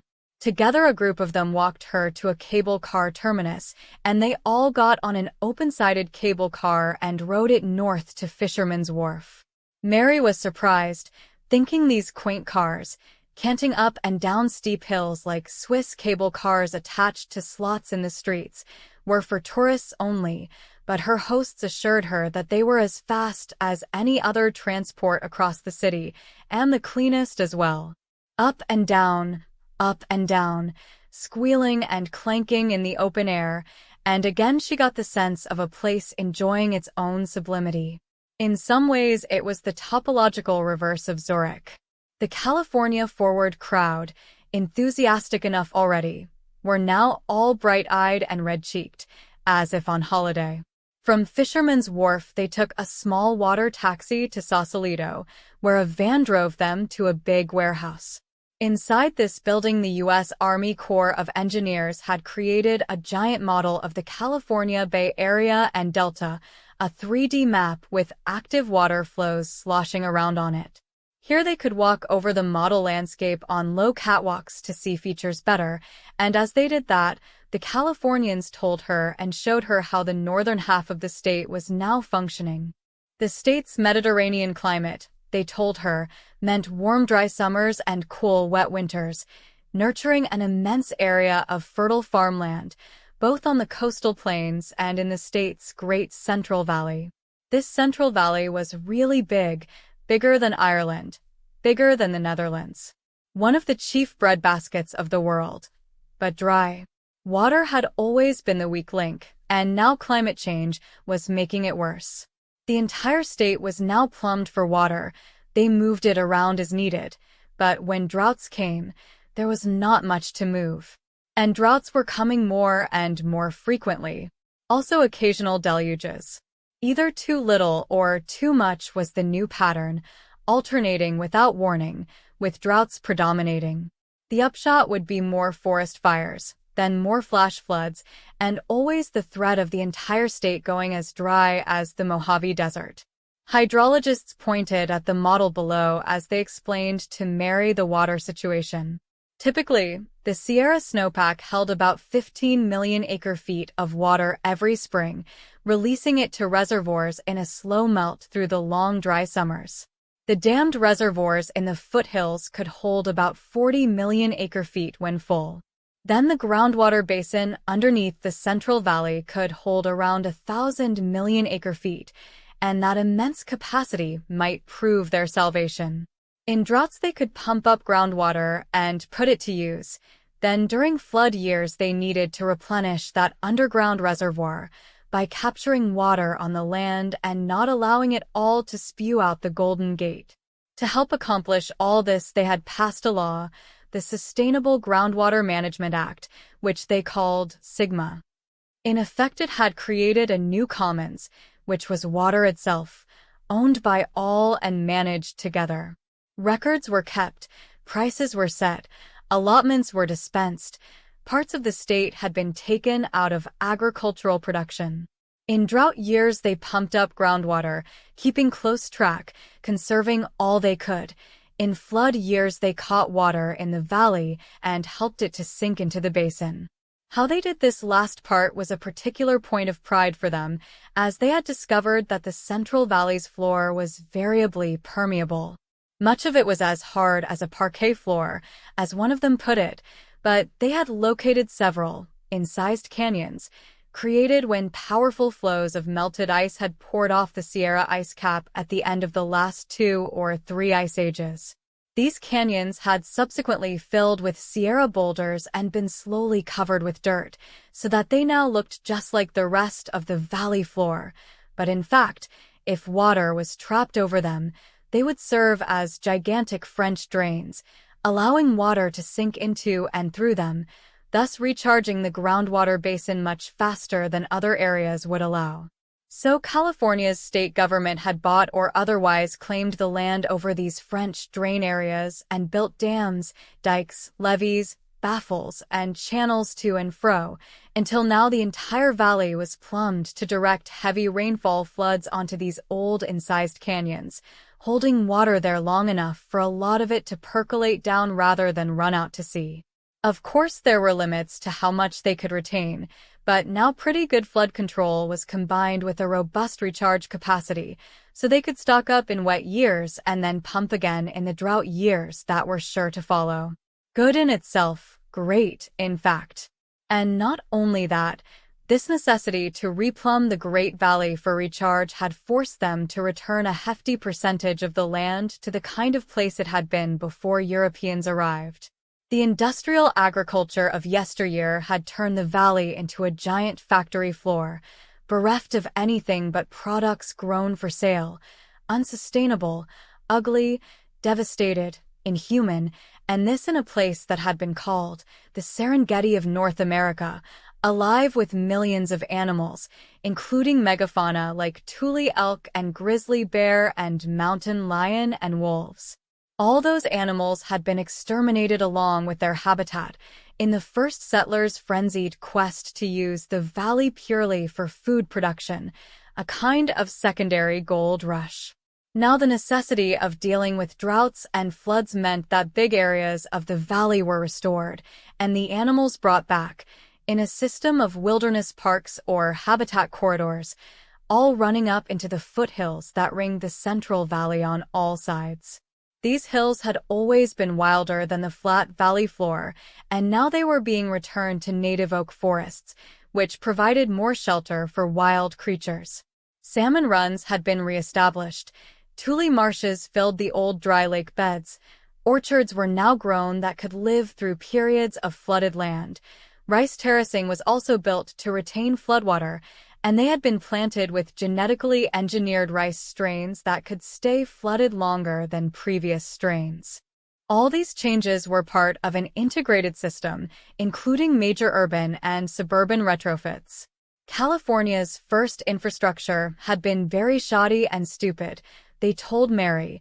Cars and suburbs, plywood and profit, another secondary gold rush, which had repeated the ugliness of the first one. Recovering from that crazy rush, redesigning, restoring, rebuilding, all that was going to take another century at least. But they were already a carbon-neutral society of 40 million people, headed to carbon negative. This was a work in progress, of course, and they were still grappling with equity issues, being tied to the rest of the world. But those two were being worked on, until it would finally be the Golden State at last. All this they told Mary while looking down on the pretty model of the landscape filling the warehouse, as if from a small airplane or satellite. Like a three-dimensional quilt, it seemed to her, the Lilliputian valley floor a vivid patchwork of greens, bordered and crisscrossed by what looked like hedgerows but were actually miles-wide habitat corridors, reserved for wild animals.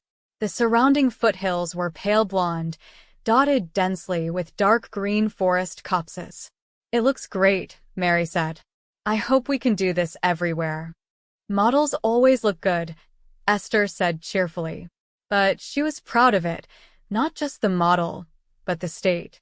Back in San Francisco, she met the chair of the U.S. Federal Reserve on the top floor of the big tower, still the tallest skyscraper in the city.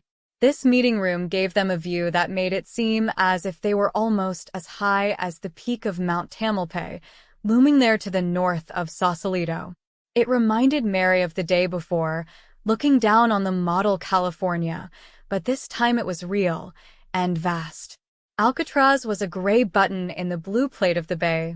The bay's far shores were green and hilly. Out there to the west, the Farallon Islands spiked out of the ocean like a sea serpent's black back. Little bridges crossed the bay here and there. The city itself was rumpled and urban, the white buildings and grid of streets interrupted by a few parks. It was a grand view, and as the meeting began, Mary found herself distracted by it. But quickly enough, what was happening in the room focused her attention. The Fed chair, Jane Yablonsky, had held her job for 9 years, with 3 more to go. She had the patient look of someone who had heard a lot of exciting proposals in her time and had come to distrust all of them, a little too patient for Mary's liking. About Mary's age, black-haired, attractive in a silvery gray suit, surrounded by assistants and some other Federal Reserve Board members. She had been appointed by the previous president, and it was said that the current one was looking forward to replacing her. Joining the Americans were several other central bank representatives, including China, the European Union, the Bank of England, and the Bundesbank in Germany. Just the people Mary wanted to talk to. All central banks were curious hybrids, and the U.S. Federal Reserve was no exception. It was a federal agency, therefore a public bank, but it was funded by private banks at the same time that it oversaw them. It created money, being along with the Treasury the seigniorage function of the United States, and between that and setting interest rates, it was thus responsible for the state of the U.S. dollar, the strongest currency in the world, the currency every other currency was pegged to, the one everyone ran to whenever there was a currency scare of any kind. The money of last resort, so to speak. In this sense, a very crucial sense, the American empire was alive and well. After some preliminary business, it was Mary's turn to make her pitch. She explained to them Janice Athena's idea for a carbon coin, wishing that she had Jay there, or Dick, to help her with the explanation. But she needed to be able to describe it herself, if it was going to make any headway. And the general ideas were clear to her. Yablonsky and the others had already heard of carbon quantitative easing, it turned out, and they were even familiar with the Chin paper and the associated discussions of it. Yablonsky did not look impressed. I don't see how we can get into the business of backing a currency that isn't the US dollar, she said when Mary was done. The Federal Reserve exists to protect and stabilize the dollar, nothing else. That means stabilizing prices more generally, which means we pay attention to unemployment levels too, and try to help there as we can. So this idea is not really in our purview, and if we tried this new alternative currency and it somehow destabilized or harmed the status of the dollar, we would be worse than derelict in our duty. Mary nodded. I understand. But you can't just quantitatively ease your way to a rapid transition out of the carbon economy. It costs too much and it isn't profitable, and if you tried to simply QE your way to paying for it, that would undercut the dollar, even more than our plan. And yet something's got to be done. It's the vital work of our time. If we don't fund a rapid carbon drawdown, if we don't take the immense amount of capital that flows around the world looking for the highest rate of return and redirect it into decarbonizing work, civilization could crash. Then the dollar will be weak indeed. Yablonsky nodded, grimly amused. If the world ends, the dollar is in trouble. But aside from that contingency, we're here to defend it in the ways we've been given. That's what we're tasked with. Monetary policy, not fiscal policy. And the carbon tax proposals are gaining momentum, we feel. Mary said, but you need a carrot to go with the stick. The modeling shows that, not to mention common sense. Not our purview, Yablonsky said. The Europeans nodded in agreement. The Chinese official, an elderly man, looked on more sympathetically. But maybe it should be, Mary said.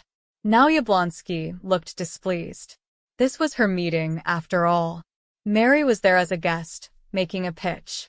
And even though the global situation was urgent and the new tool promising, Yablonsky wasn't going to expose herself and her institution to that kind of heat without being ordered to do it by Congress.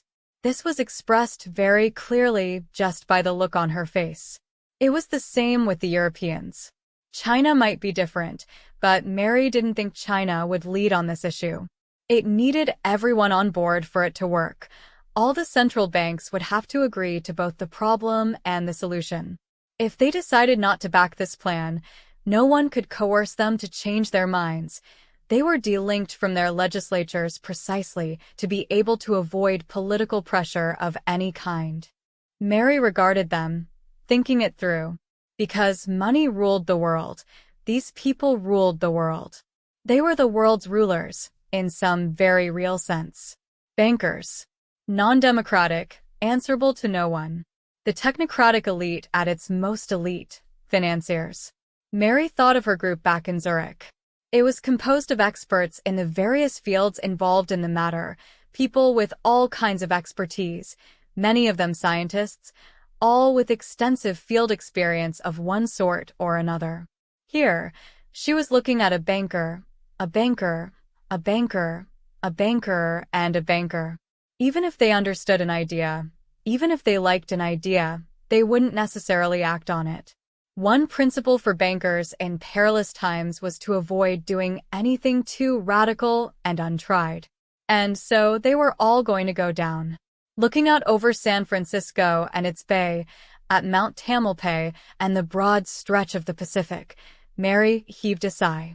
This was not just a meeting of 2 women and 3 men, but of 5 teams, 5 institutions, 5 nation-states at the heart of the global nation-state system. The Paris Agreement's Ministry for the Future was small and impoverished. These central banks were big and rich. Just because the need was urgent and her case was good, that didn't mean anything would change. You couldn't change things with just an idea, no matter how good it was. Was that right? It felt right. Power was entrenched, but that phrase caught just a hint of the situation. Actually, the trenches were foundations that went right to the center of the earth. They could not be changed. The meeting dragged to a close. Time to get a drink. Nothing had happened. Chapter 46. I was born small, as so many things are. A marsupial, perhaps. People came to me and reached inside me to pass things to each other. I helped them do that. When I was young, I had no blood, and people moving things around inside me had to do it by feel. They had to decide by feel alone which things were equally useful to them. And so few things are equally useful. Indeed, only 2 identical things are equally useful: 2 hearts, 2 livers, 2 drops of blood. So, in people's attempts to pass things around, there was friction. It was time-consuming and unsatisfactory. People would sometimes say, all things being equal, but this was never the case, so I was judged to have a difficult and unsatisfactory body until my blood finally came into me and stomach acids. All the fluids of metamorphosis, of life. Then things dropped into me could be digested and moved elsewhere in my body to do something else. My stomach made disparate things the same by way of digestion into blood. This made food of all the things brought into me, and I quickly grew. I am an omnivore, and as I grew I ate more and more. Everything fed to me made other things. I digested things and turned them to blood, which moved around in me and helped to reconstitute some other thing of use, bone, or muscle, or some vital organ. Helping in this process were my mouth, esophagus, intestine, arteries, and veins, all of which grew with me, making a whole body out of which new things also useful could grow, things people wanted. I grew and grew and grew. In this process, as in any body, there were useless residues not taken up in the new process, which left me in the usual ways. Thus sweat, urine, shit, tears. My body worked so well that eventually all things everywhere were swallowed and digested by me. I grew so large that I ate the world, and all the blood in the world is mine. What am I? You know, even though you are like everything else and see me from the inside, I am the market. Chapter 47. He spent his days around Zurich, on the shores of the Zurich Sea, mostly the eastern shore. Sometimes he would feel an urge to see women's bodies, a useless and hopeless urge, but since it could be indulged in this city, he would go to Tiefenbrunnen Park on the lakeshore, pay at the gate and go in, and sit down by the water, and try not to be too obvious as the topless women walked by him going in and out of the lake. Swiss women so stolidly Swiss in their voices, so gorgeous in their pale skin wet in the sun. It was a bit much, a bit too clear what he was up to, and he saw also the other single men sitting around, just by coincidence, not looking at anyone and yet undoubtedly there to drink in the sight of so many women's bodies. No, it was too obvious, too much in several different ways, and after a while he would leave and wander the streets of the neighborhood behind the lake. There was a house there that had been turned into a small art museum, apparently the house owner's personal collection, now open to the public. Some of the greatest paintings he had ever seen were just hanging on the walls of an ordinary little house. Or walk up along the shore to the bridge that spanned the lake's outlet, where the limb mat left the lake. Always interesting to look at, that first dip and pour in the black sheet of water. Swans floated under the stone wall just east of this bridge, the wall dropping direct from park grass to lake surface, the swans hoping for children to throw breadcrumbs down to them. Unearthly, incandescent white birds, floating on black water. Or over to the little park where the statue of Ganymede held his arm up against the distant Alps. Other days he would walk the trails around the top of the Zürichberg, over to the cemetery where James Joyce was buried, a life-sized bronze statue of the writer, always ready for a silent conversation, sitting there reading his bronze book through round bronze spectacles, which nicely emphasized his near-blindness, a bronze cigarette held on his bent bronze knee. The tall trees on the Zürichberg were mostly clear of underbrush, and one could leave the dusty trails through the trees and wander among them, looking for nothing. Distant views of the Alps, better from up here than down in the city. The peaks farthest south were snow-capped and looked completely vertical, like cardboard cutout mountains at the back of a stage set. Then through the trees to the path circling the top of the hill, and onto one of the steep residential streets dropping into the city proper. Past his secret garden shed, down through houses with their tiny yards, often with statuary in them. A big, naked concrete woman held a green looped hose over her extended arm, reminding him of the casual women at Tiefenbrunnen. Or of Serene. Serene and her little girls Emna and Hibba. How he regretted all that, his inability to hold it together, to be there for them. He couldn't think about it. Miserable at the thought of it. But he still couldn't avoid obsessing about what hurt him. Something was broken in his head. He wanted to get better, but it didn't happen. He wanted to go back to working with refugees, though it would have to be at a different center, not the one where he had met them. That wouldn't be a problem. There were many of them in the region, but when he tried one, he realized it was just reminding him of how badly he had fucked up with Serene and the girls. Just another trigger. It didn't matter that it wasn't the same place, because they were all the same place really. Always the same place. Always the same day. So, down to the Tokwai Schwimmbad, where you could rent a locker and suit up and step down into the lake itself, and go for a swim until you were too cold to think, too cold to feel. Then get out and shower and have a coffee fertig afterward, a drink that would indeed finish you, but in a good way. And yet always he was hiding. Always he felt sick and broken. There was no way to ignore the surveillance cameras mounted almost everywhere. Not that Jacob Salzman was being looked for, apparently. Someone had posted a map of all the cameras in the city, supposedly, but there were newer cameras that were much smaller than the previous ones. The bigger ones were there to remind you that you were under surveillance, whereas the smaller ones were there to surveil. So it didn't make much sense to avoid the bigger ones, because surely everyone was always surveilled all the time. Quite possibly every human alive had a team of little drones following them. That was the only hope, in a way, in terms of lying low, that there were too many people to follow, too much data, and good reason by now to feel that he was not presently flagged as being of interest. He had his ID and his legend, and unless what had happened to him in his youth made the authorities look for him again for some reason, he should be okay. And he had not been that person for many years. 6 or 7 years. No, 9. So he wore hats and sunglasses and grew a beard and sometimes put a mouthguard in his mouth when out and wore different kinds of clothing.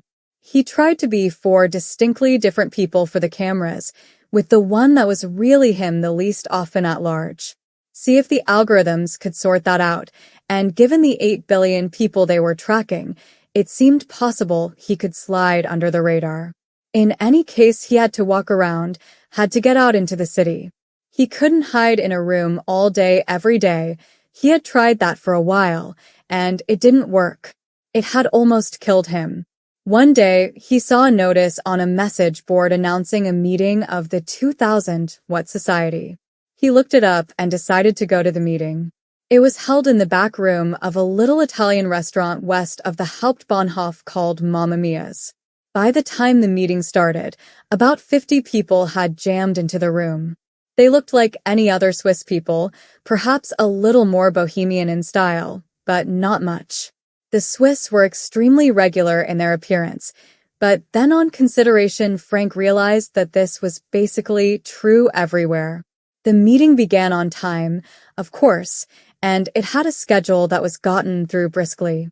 Frank's German was not up to the task, and this was Schweizerdeutsch to boot, so he was completely lost and could only pretend to be comprehending, but no one seemed to notice.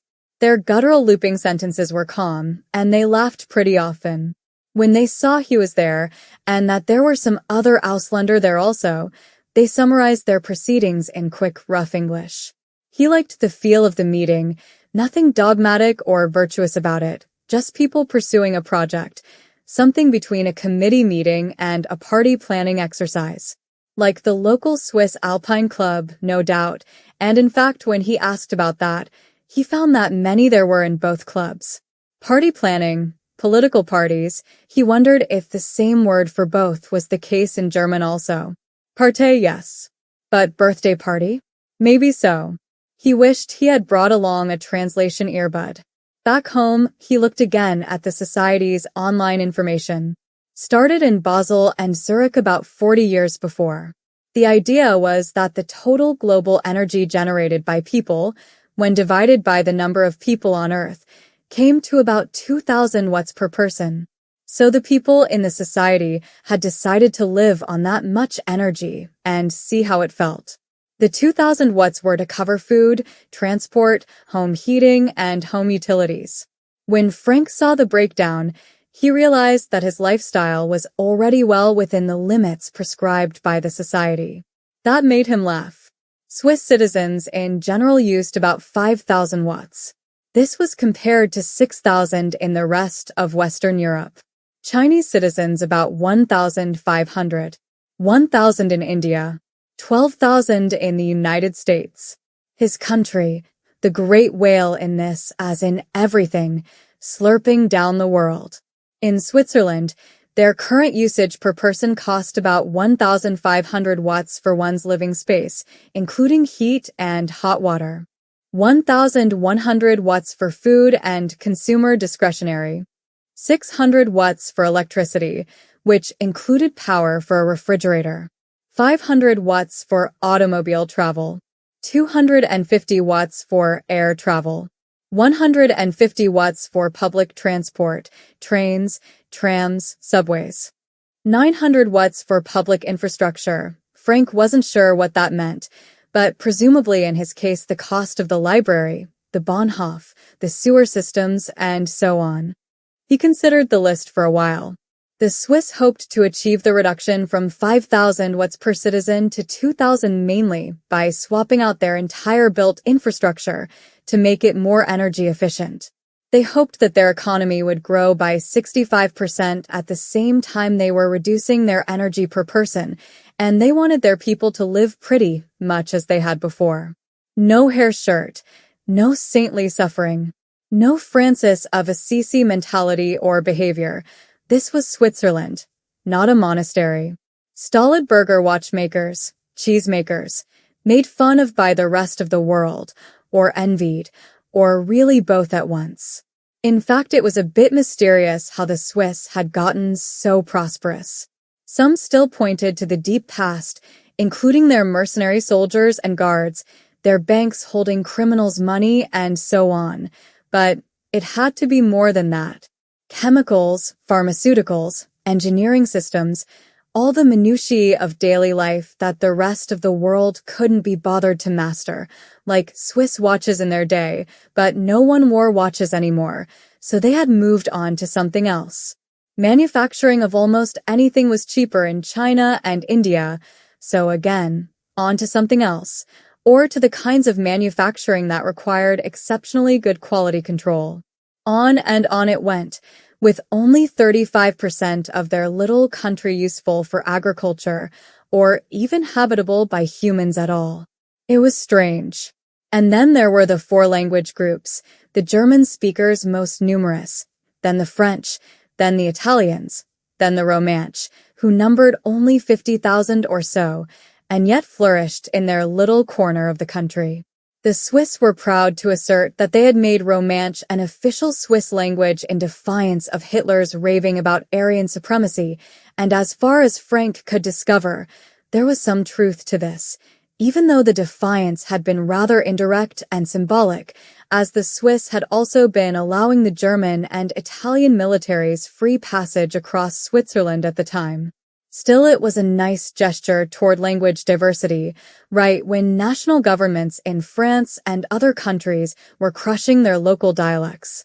The Swiss had always slanted against the grain, always pushed against the received wisdom that tended to wash over the rest of Europe in waves of intellectual fashion, everything from details of fashion to participation in world wars. So, fine, the Swiss were mysterious. But this 2,000-watt project was a good idea. Frank already had it covered. He used an almost Bangladeshi amount of energy per year. He lived in an apartment or a garden shed. He didn't own a car and never rented one. He had stopped flying. He ate mostly vegetarian. There were websites on which one could calculate one's energy burn quite closely, using electricity bills and estimates of mileage on various transport systems and grocery lists. These calculators had existed from the start of the century or before, but as far as Frank could tell, no one used them. It was like avoiding the scale when you were overweight. Who wanted such bad news? Scrolling around as he thought about it, he ran across one essay that said the people of the world could still be divided into roughly 3 groups of wealth and consumption, measured by their transport methods. A third of the world traveled by car and jet, a third by train and bicycle. The final third was still on foot. He thought about that for a while. He walked a lot. It was easy in Zurich, a form of entertainment. That was true in many cities, as far as he knew.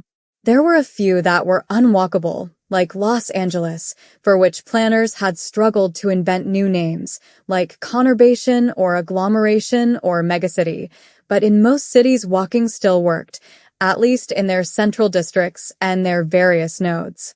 Anyway, it was no great deprivation to get back on foot if you lived in a city like Zurich. Of course it was good to get out of town sometimes, see something different. That meant trains and trams, but the watts used could be calculated there too. The 2000-watt society had provided its members with lots of graphs to estimate individual use. Watts per kilometer even. Apparently, he didn't travel much compared to most people. That felt right. If you were mentally ill, your energy use inevitably dropped because you couldn't put it together to live a normal life. He had gone to ground. He was living in a hole like a badger. Hibernating maybe. Waiting for some kind of spring to come. In any case, strictly regarding standard of living relative to energy use, he was doing well. He was a comfortable badger. And it was interesting to think about life as a consumption of energy. It was now part of his project, his self-medication. One therapist had questioned it once, as possibly some kind self-punishment, but he didn't think so. He didn't feel his various forms of self-medication as more or less virtuous. Self-reliance was always a delusion. He relied on other people as much as anyone. He knew that. But it was interesting to try to do more with less. At the very least, it passed the time, and it kept him off some of the cameras. He started going down the hill to a refugee aid center in North Zurich to help with the free dinners offered there 2 nights a week. No more fraternizing with the refugees. That had clearly been a mistake, something beyond his capacities. But he could at least work, put his shoulder to the wheel, help turn the world. The organizers of these particular evening dinners were mostly Swiss women, and the workers who assembled to help them were from various charitable or aid organizations or school groups or churches, or people who were working off some kind of school or legal trouble by doing community service. The organizers only wanted first names from helpers, and they didn't ask questions. While he was there, he helped set up tables and chairs and tablecloths, put out cutlery and cut donated cakes and pies into portions, and did a lot of kitchen and dining room cleanup.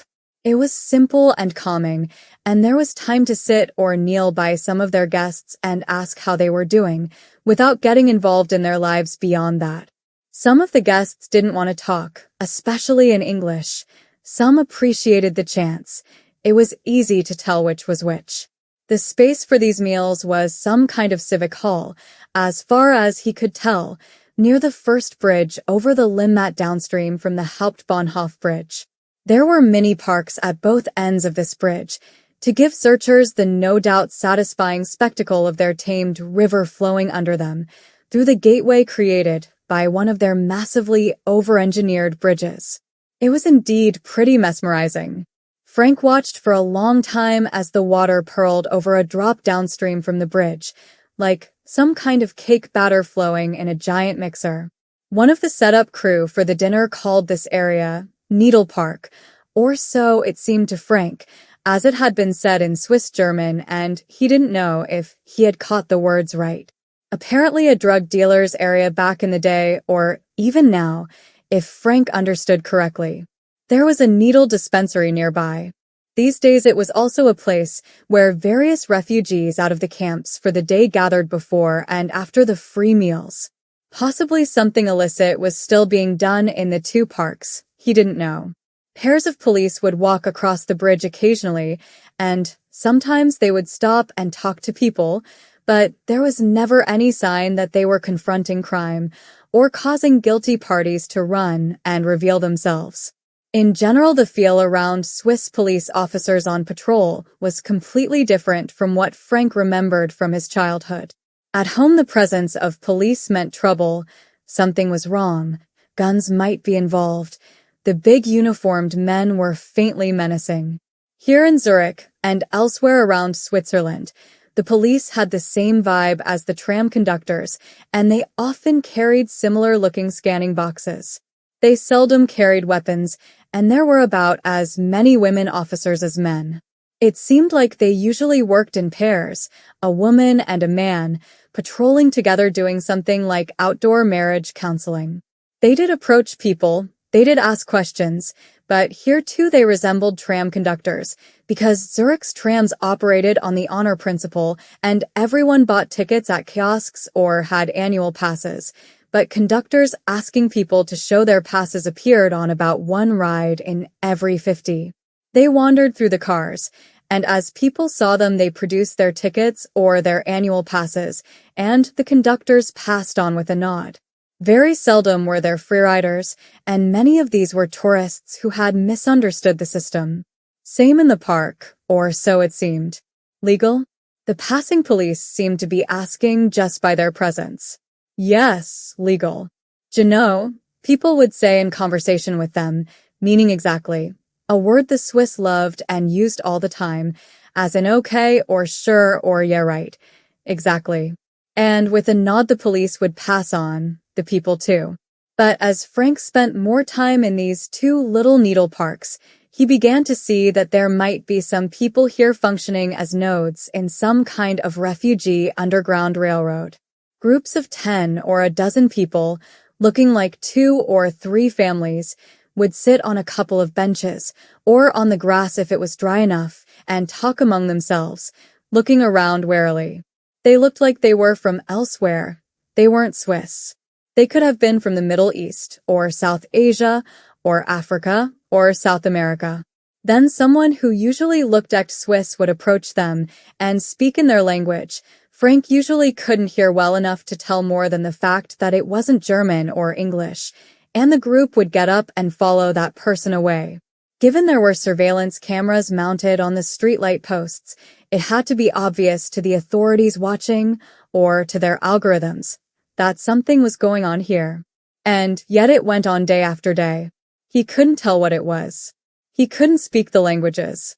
English was the world's lingua franca, no doubt about it, and he heard a lot of that. But he couldn't join in the project of finding ways to help get these people to a place of greater safety, so he kept his distance. Any kind of aid offered on the spot was inherently suspicious. Best to stay uninvolved, to pitch in with the free meals and leave it at that. Still, he began to go to the meals wearing a hat with the Zurich cantonal shield on it, the blue and the white. Then he would walk around the 2 bridge parks with children's down parkas stuffed in little bags, or little umbrellas collapsed on their stems into short, squat cylinders, and if he saw foreign children shivering, he would approach the groups and say to the adults, "For die Kinder, sehr warm," and then quickly get away with a danky mille-fois said over his shoulder, this being the Zürcher's own sweet mashup of German and French, particular to their city. He would leave them his little bundles, and often on cold evenings the adult women in the group would nod gratefully. Off Frank would go. Jelmeli sold these jackets and umbrellas for 10 francs each, so it was an easy way to help the little. Switzerland was cold and raw on winter afternoons when the wind swept down the lake and through the town. Crossing a bridge often felt colder to him than Antarctica had felt. It was like Glasgow in that regard. A chill, raw, wet wind was far colder on the skin than a dry stillness of far lower temperature. And some of these people were unprepared for that. One time one of the refugees in the park on the eastern side of the bridge was sick and fell, after perhaps fainting. A quick little crowd surrounded him, and Frank joined them to see what he could do, his heart racing. He saw none of them seem to have mobile phones, or maybe they were afraid to use them, and so he went to the little phone box on the bridge end and punched the button for the local 911, then asked for help in German, giving the situation and then the address, which he assumed they already had. He felt a brief sense of accomplishment in saying all that in German, then stood at the edge of the group watching, feeling so sick he worried that he too would keel over. When the ambulance arrived with its weird European siren, most of the people surrounding the stricken man disappeared. The emergency medical people approached, and then a pair of police, both women, more refugees disappeared, until it was only the stricken one and Frank. Frank gestured the police over. One of them held a scanner in front of the man's face and clicked a photo and looked at the result. Possibly there would be an RFID embedded in the man's skin too, there to be read by the scanner. Then the policewoman with the scanner glanced at Frank and stood up straight, holding the scanner toward him, gesturing at him with her other hand. The other policewoman said "Anei," Swiss for Neen, and the one with the scanner returned to the stricken person. Frank nodded his appreciation to the one who had stopped her colleague, and when the emergency crew had the young man on a stretcher, Frank turned and walked away, shivering in the chill gray wind. In the summers it was different. Some organization, maybe the Red Cross, maybe the Red Crescent, often set up a big open-sided tent in the Western Bridge Park and cooked food and gave out free meals. They were uninterested in finding out who they were serving. It was all anonymous on both sides of the table. It got hot and steamy on some days, which put Frank on edge, but he ignored that and did what he could to help. Set up, clean up. He didn't serve food, and he tried not to look at the people eating. It was too hot, too familiar. He didn't want to recognize what he was feeling. He looked around under the edge of the tent roof to see Zurich sights, the stone, the trees, the blue and white. Smell of bratwurst and beer. Red geraniums. Stolid medieval edge of the Rathaus, their upriver as far as he could see, visible through linden trees. Cold northern land, cool sober people, cool to the eye and the mind. But not the people taking refuge here. The Fremdenkontrolle, the Stranger Control, a bureau of the police, estimated that there were now 5 million native Swiss and 3 million Ausländer within the borders. This ratio, one of the most extreme in the world, had caused membership in the various right-wing anti-immigrant parties in Switzerland to swell, and now they held a dozen or more seats in the Swiss legislature, led by the SVP, the Swiss People's Party. There were about 30 political parties in Switzerland, and all the ruling coalitions in the federal government were formed by majorities created by alliances between the central parties, center-right, center-left, with the more radical parties on each side just barely earning seats. SVP had even held a majority for a while, then after the heat wave it had lost popularity. Now they did better in the cantonal governments, but these had had their power shifted over the years to Bern's federal government. Not entirely, but in national matters like this one, the federal government tended to get its way. The upshot seemed to be that there was a lot of pent-up anger in the anti-immigrant crowd, as they saw their country being overrun, with nothing they could do about it, at the political level anyway. Maybe it was this way everywhere. Now, whenever Frank saw small groups of obvious Ausländer, people from the global south or even the Balkans, walking in areas of the city where they might get accosted, he would strike up a conversation with them in English and walk with them. He saw it help once or twice. Racists were confused by mixed-race situations, so a white man with these dark-skinned people gave them pause. If it were a dark-skinned man with a Swiss woman, it might make them angry, even though this was a common sight, but a white man with people of color was different, and anyway it took some evaluation before any racist could decide to get angry, so that created some time, and if one walked fast, staying on lit streets, which in Zurich meant any street not an alley in the Niederdorf, it would be enough to keep from getting assaulted, except by some guttural comments hurled one's way. Comments. Designed not to be understood. So he walked with them when he could. But then a day came when he saw a group of young Swiss men standing on the bridge looking at the big meal tent. Though it was hot, the air had gone dark. There were clouds building overhead. A thunderstorm was imminent. It would be a relief when it came. For now, it was getting hotter. Big fat raindrops began to spatter the pavers outside the tent. All of a sudden they were in a downpour, and in that same moment the young Swiss men charged the tent throwing pavers and shouting. They were going for the servers as well as the guests, and people were screaming and going down. There was blood splashing from nowhere into reality, and seeing that, many among the refugees charged their assailants, screaming with fury. Pavers gone. The Swiss thugs had nothing but their fists, but they too were enraged, and a Donnybrook of punching and shoving and shouting erupted outside one edge of the tent. The Swiss who ran away were tackled or kicked in the back, the moves familiar and practiced from soccer pitches at their worst.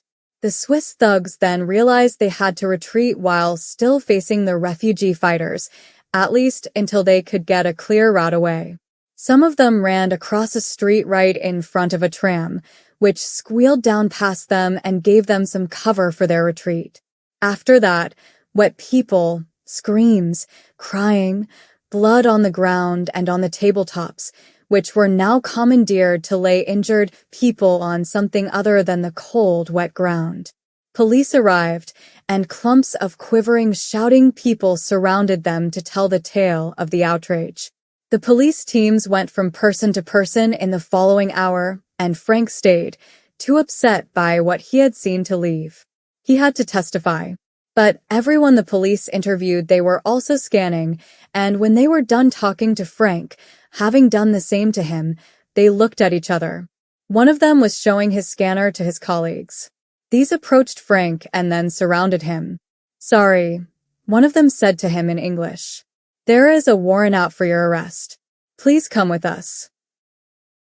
Chapter 48. Babies crying at dawn. Already hot. People hungry. Sun over the hills like a bomb. Hot on the skin. Don't look that way or you'll be seeing white all morning. Shadows running off the west edge of the world.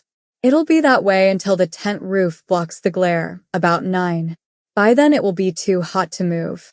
Better to sweat than not. Dust settles on the sweat and you can see little tracks of mud on your skin. Showers not till Saturday. It's my time of the month. Need that shower. The dining tent opens at 8, still lit by the horizontal light. Long line of people at the entrance. People at the moms with little kids go first. Most people anyway. They're stacked up next to the entry, line collapsing, fretting. Unless you're starved, it's easier to hang back. Not to mention the right thing to do. After a while, it's just a habit. You go where you've gone before. The group of women I usually join is there trying to stay normal, talk. Inside the smell of eggs and onion and paprika. Big bowls of plain yogurt, my favorite. Load up on that and hope to last till nightfall. Skip the trials of the midday meal. It's too much sorrow to go through the dining hall 3 times in a day. People are exposed there, fretting and anxious, hot and hungry, and bored. The same food, the same faces. Nothing else to do but eat. The aid workers are from some northern country. They talk among themselves. Some are quiet and serious, others laughing and animated. Clean. They sweat, but they're clean. I don't know where they come from. Sometimes I recognize faces, not just the handsome men, but a look. Something in their look will catch my eye long enough to impress that face on me. After that, I can't help seeing them. Not that they see me. When they work the serving line, dishing out food onto our plates, they make eye contact and ask if we want what they're serving, but very few of them really see us in any way that would register on them. It's one way to do their job without getting too sad. Even so, they burn out pretty fast. Or maybe their deal is short. Either way, they come, they go. They aren't quite there, and they aren't really real. But it's important to refuse to get angry at them. You focus your feelings on what you can see. That's just the way people are. So there's a world out there of people who have put us in this camp. Not all of them specifically did it, but they're all part of it. They live in a world where this camp exists and they go on. Anyone would. But it adds up to us being imprisoned here for nothing we've done except to live. Just the way it is. People know we're here, but there's nothing they can do about it. Or so they tell themselves. And in truth, it would take a lot of doing to release all the people incarcerated in this world. So they don't. They focus their thoughts elsewhere and forget about us. I would do that myself. In fact, I did do that myself. Only when things fall apart do you realize it can happen to you. You never think it can happen to you until it does. So then, some of these people volunteer to come to our camp and help feed us and do everything else that needs doing when you have 18,000 people stuck inside a fence unable to leave. Cleaning toilets, washing sheets, all that. And, of course, feeding us. 3 meals a day. That's a lot of work. And yet here they are. Most of them are young, not all. But it takes a certain idealism, and that's mainly a young person's feeling. They're almost all younger than me now, but not so long ago. When I first came here, they were my age. And they learn things and see the world and meet other people like themselves and so on. And so they have to keep a distance from us. They have to, or else they would become as unhappy as we are. At their best, they are still indignant in our cause, and that's a stress on them. So they have to keep that distance. I know that. But I still hate them for not seeing me, for looking me in the eye while they put food on my outstretched plate, and yet never seeing. I try not to, but I hate them, just as I hate everything else in this life. No one likes to feel gratitude. Gratitude is recommended by the clerics, but I say no one likes it, no one. Not even the clerics. They go into their trade in order never to be in a position to have to feel it. They receive our gratitude as they receive our pain, but they never have to give gratitude themselves, or only in their professional capacity as our receptacles of feeling and of meaning, our representatives to God or whomever. No, I don't like clerics either. When the sun is far enough to the west that I can do it without being scorched, I walk out to the northern perimeter of the camp to look at the hills. I should be back in the tent where we teach the children, and I'll get there eventually, but first I come out here. The hills still remind me of my home hills where I grew up, even though these are as green as limes. There's a ridgeline that looks just like the one I used to look at from our town when I was a girl. In late spring our hills would turn green also, not this wet green, but green enough, olive and forest green, in a dapple of furzes. I look through the links of the fence, which is like any fence anywhere, but topped with rolls of razor wire. Yes, we are prisoners here. They don't want us getting any idea that we're not, by way of looking at a fence that could be climbed. As for the wire mesh itself, it looks weak, like you could cut it easily, not with scissors maybe, but with tin snips for sure. No problem. But we have no tin snips in this camp. So I lean against the wire mesh and feel it bell out under my weight. The bottom of the wire is dug into the earth pretty far. I can see that. Once upon a time it might have been possible to dig it up to crawl under it, with a spoon or one's fingers even. But now the dirt has flowed together and hardened. It would take some effort to dig under it, and worse, some time. They would see me. Still, I consider it every time I come out here. At sunset, when I'm here, I see the last of the sunlight pinking the ridgeline at the top of the hills, and I scuff at the dirt. No way. Maybe. No way. Maybe. The sun goes down. The sky goes twilight blue. Then indigo. This is the 1859th day I have spent in this camp. Chapter 49. In July of 1944, the United States government convened a group of 700 delegates from all the Allied countries to design the post-war financial order. They met at the Mount Washington Hotel in Bretton Woods, New Hampshire, and there, after 3 weeks of meetings, they published recommendations that, when ratified by the member governments, resulted in the International Bank for Reconstruction and Development and the International Monetary Fund. The intended results of these new entities included the establishment of open markets and the stability of member nations' currencies. An international trade organization was also proposed, but when the U.S. Senate failed to ratify this part of the proposal, it was not founded. Later, the GATT, the General Agreement on Tariffs and Trade, was established and took on the functions that the failed ITO would have fulfilled. Later, the GATT was superseded by the World Trade Organization. John Maynard Keynes, the chief British negotiator, also suggested at Bretton Woods that they found an international clearing union, which would make use of a new unit of currency to be called a bancor. The purpose of the bancor would be to allow nations with trade deficits to be able to climb out of their debts by calling on an overdraft account with the ICU that would allow them to spend money to employ more citizens and thus create more exports. Nations making use of their overdraft would be charged 10% interest on these bancor loans, which could not be traded for ordinary currencies or by individuals. Nations with large trade surpluses would also be charged 10% interest on these surpluses, and if their credit exceeded an allowed maximum at the end of the year, the excess would be confiscated by the ICU. Keynes thus hoped to create an international balance of trade credit which would keep countries from becoming either too poor or too wealthy. Harry Dexter White, the Assistant Secretary of the U.S. Treasury and the chief American negotiator, said of this plan, "We have taken the position of absolutely no." As the world's biggest creditor and holder of gold by far, the U.S. was in a position to enter the post-war period as the sole owner of the major global currency, the U.S. dollar, which was to be backed by gold reserves. White proposed an international stabilization fund, which would place the burden of debt firmly on deficit nations. This later became part of the World Bank.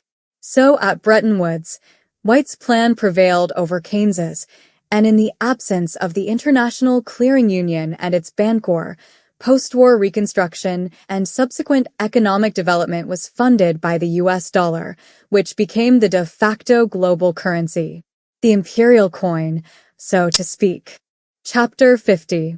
Mary returned to Europe, and from her base in Zurich began visiting the various central banks there, trying to improve on the unsuccessful meeting in San Francisco. In London, she met with the Chancellor of the Exchequer and some of the board members of the Bank of England. In the days before that meeting, she read up on the history of the Bank of England and saw that it was important in the financial history of the world. 1694. Charles II and William III had been borrowing money from private banks and not paying them back, or else levying taxes on all kinds of activities to be able to afford to make their debt payments, and thus making life more expensive for everyone, except for the royals involved, who were less and less liable for their profligate spending. So a Scottish merchant, William Paterson, proposed that 1,268 creditors lend the English king £1.2 million for a guaranteed rate of interest of 8%, and once William III signed off on that, a big piece of the system of the current world fell into place. The capitalizing of state power now had its roots in private wealth. Thus the rich and the state became codependents, two aspects of the same power structure. After that, the Bank of England became the mechanism by which the financing of the state apparatus was monopolized by a small group of wealthy tradespeople, and the shift from feudal land power to bourgeois money power was complete. The state from then on was always indebted to private wealth, and so relied on the goodwill of particular private individuals, who were unelected and unrepresentative of anyone but their own class, and yet were inserted right into the heart of state power. The Bank of England had also been founded in a state of emergency, during a war, but there was always an emergency that would serve when it came to finding reasons to perpetuate and extend state power. So whatever the law said, in practice the bank/state combination did what it pleased. Naturally, such a new thing was controversial. Tories of the time thought the bank would lead to more parliamentary power, sapping the monarchy and leading to the mob. Whigs thought it was a mechanism by which the monarch would always escape paying his or her debts. Either way, it was a rival to already existing power bases and was considered as such from the very start, an insulated enclave of power within government, made up of unelected rich bankers. All this was ominous enough, but it kept occurring to Mary that these people's autonomous power might now actually put them in position to help enact a quick solution to the carbon problem, should they choose to join that effort. Even if they saved the world to save their privilege, maybe that didn't matter. Justice being not at this moment her first priority. So, she went to London. The Bank of England leaders were coolly unappreciative of her plan. Likely to cause inflation, could expose the central banks to currency trading pirates, would create exposure to market pressure. Not sure how that could be avoided. When Mary reminded them that they had quantitatively eased trillions of pounds into existence when needed to save the banks, they nodded. Their job was to save the banks. To quantitatively ease trillions of pounds into existence to save the world, not their job. That would take legislation. The following week Mary went to Brussels.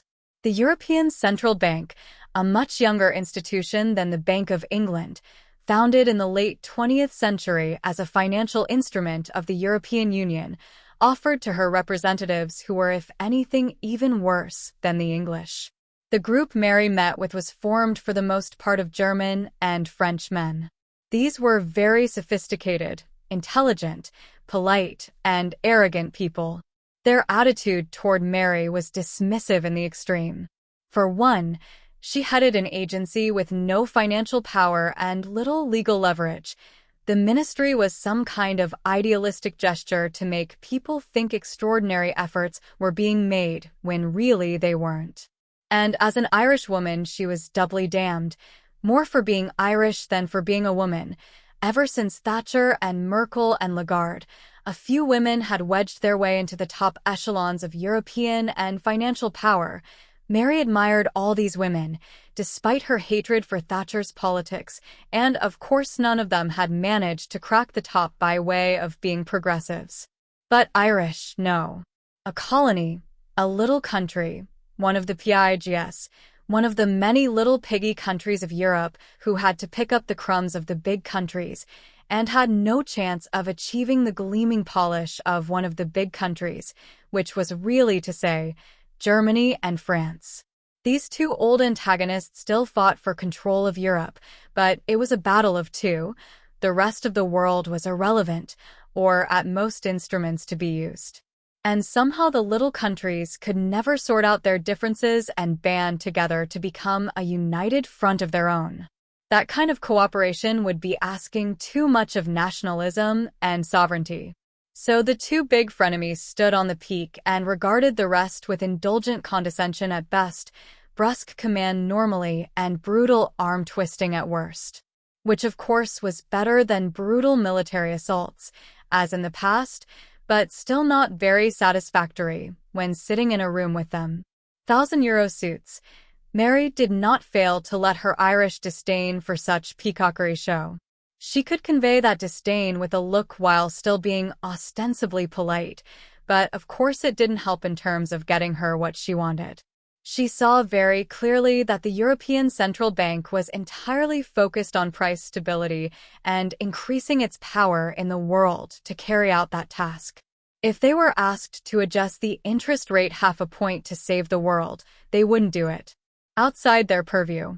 The People's Bank of China, on the other hand, was a state-owned operation that held the most assets of any central bank on Earth, approaching $4 trillion, and although they were independent compared to most Chinese divisions of government, they were still ruled by the State Council. There was no point in talking to the Chinese bank heads. She would need to speak to the finance minister directly, and even better would be the premier and president, of course. In fact, they were the strongest hope for her plan. They were not doctrinaire, not fixed on ideas from neoliberalism or any other political economy. Practice is the sole criterion of truth, they said. Cross the river by feeling the stones, they said. If she could convince them of the worth of the idea, they wouldn't give a damn what the other banks thought. But it would take a lot of central banks buying in to make this work. Actually, thinking about that, she set Janice Athena to studying this. If the Chinese bank were to back it alone, could it work? No. Jay got back to her to say, no one bank could expose themselves to the market that way. Even China, even the US, these were just the biggest Lilliputians in terms of any given entity trying to tie down the global economy. It would take a gang of them. So, it wasn't going to happen. The bankers were useless. They would look at each other and see the mutual lack of enthusiasm in their peers and hide behind that. If the world cooked and civilization fell apart, it wouldn't be their fault, even though they were funding the disaster every step of the way. Something was going to have to make them do it.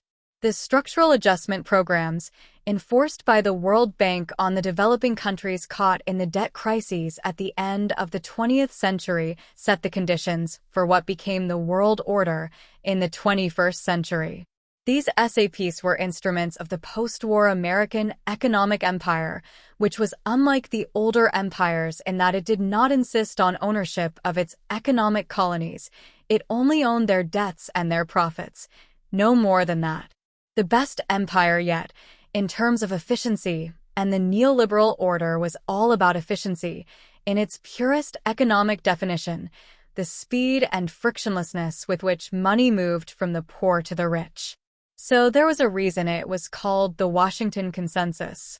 Its SAP requirements, made of any country that wanted a bailout in the form of further loans, came only by adhering to the following conditions: a reduction in public spending, tax reforms, especially reducing taxes on corporations, privatization of state-owned enterprises, market-based interest and currency exchange rates, with no government controls on these, a set of strong investor rights. So investors could no longer be given haircuts, the long hair provisions, so-called, and the massive deregulation of everything, market activities, business practices, labor, and environmental protections. Even though these structural adjustment programs were widely criticized and judged a failure by some analysts at the end of the 20th century, they were the template for dealing with the EU crises in the small southern countries and were inflicted on Greece in full to scare Portugal, Ireland, Spain, and Italy, not to mention the new EU countries from Eastern Europe, at the prospect of what the EU, meaning in this case France and Germany, would do to them if they tried to create and HEW to a line of their own. Join the EU, Obey the European Central Bank, which meant obey Germany and France. As Germany's economy was about twice the size of France's, what people around Europe took all this to mean was that Germany had finally conquered them all, no matter what it had looked like at the end of World War II. Just as America had conquered the world by way of finance rather than arms, Germany had conquered Europe using the same methods, in some cases, using even the same capital. Because Germany had been very good at being a client state of America through the course of the Cold War. Now that the Cold War was over and Germany was in economic terms stronger than Russia, it could detach itself from the US a bit, cleverly pretending to be a client when it was convenient, but by and large pursuing its own course. This was obvious to everyone in Europe, but America's narcissistic myopia regarding the rest of the world didn't allow it to see that very well. So a visit to Berlin was for Mary always a fraught venture. The bankers and finance ministers were a little less glossy and supercilious than in France and Brussels, but even more ominous in their burger certainty that nothing could ever change. The Bundesbank, Germany's central bank, had been formed in the post-war period precisely to stabilize West Germany's status as a faithful and effective wingman for the American superstate, and given the incredible traumas of the two wars and the period between, it came as no surprise to Mary to learn that in the documents associated with the formation of the Bundesbank, the preservation of the stability of the currency was a moral and legal necessity. The independence of the state bank was given a constitutional status that included the suggestion that currency stability be included among the catalog of basic human rights. Life, liberty, and low inflation rates. Well, this was the country that had seen its currency blown to smithereens. Lose a war that you started, and the conditions imposed on your surrender could include reparations you were in no position to refuse. That would damn your population unto the 7th generation. No wonder the Germans who had lived through that had said never again. The economy creates public law, as the founding documents of the Bundesbank put it. That Mary saw this as exactly backwards was enough to give her pause. Was it some kind of stealthy German acceptance of Marx over Hegel to say that first there is practice and then theory? She had no idea. She was not a philosopher, nor a historian. Just a working diplomat, but working diplomats tended to believe in cause and effect, in plan and execution. That's what governance was, that was bureaucracy, even economy. The laws define the behaviors that were legal. Possibly it was chicken and egg, but never was it effect causing cause. That would scramble the definitions of the words beyond comprehension. Anyway, she was in Berlin, feeling oppressed by these Germans who had won by losing and then adapting to that loss, and trying again by different means. Maybe now they didn't want to rule the world. They only wanted to defend Germany by way of an active diplomacy, influencing Europe and the world as much as they could given their smallish population and economy, in which project they were doing a good job. So she, like them, tried to ignore their spectacularly awful history and focus on the moment at hand. Central banks, she urged them, quantitatively easing the world off carbon. Exertion of state sovereignty over the global market, by way of international cooperation of nation-states big enough to face down the market, even to alter the market, to fucking by the market. She said this politely but urgently. They stared at her. One of them wrinkled his forehead. A deep cleft appeared between his eyebrows. He spoke. China's central bank, the richest of them all, had $4 trillion in assets. All the central banks combined held about 15 trillion in assets. The world's annual business, the GWP, was 80 trillion a year, and in the depths of the high-frequency dark pools, something like $3 trillion got traded every day. Even admitting that these last were in some senses fictional dollars, it was still very clear. The market was bigger than all the nation-states put together. Mary shook her head.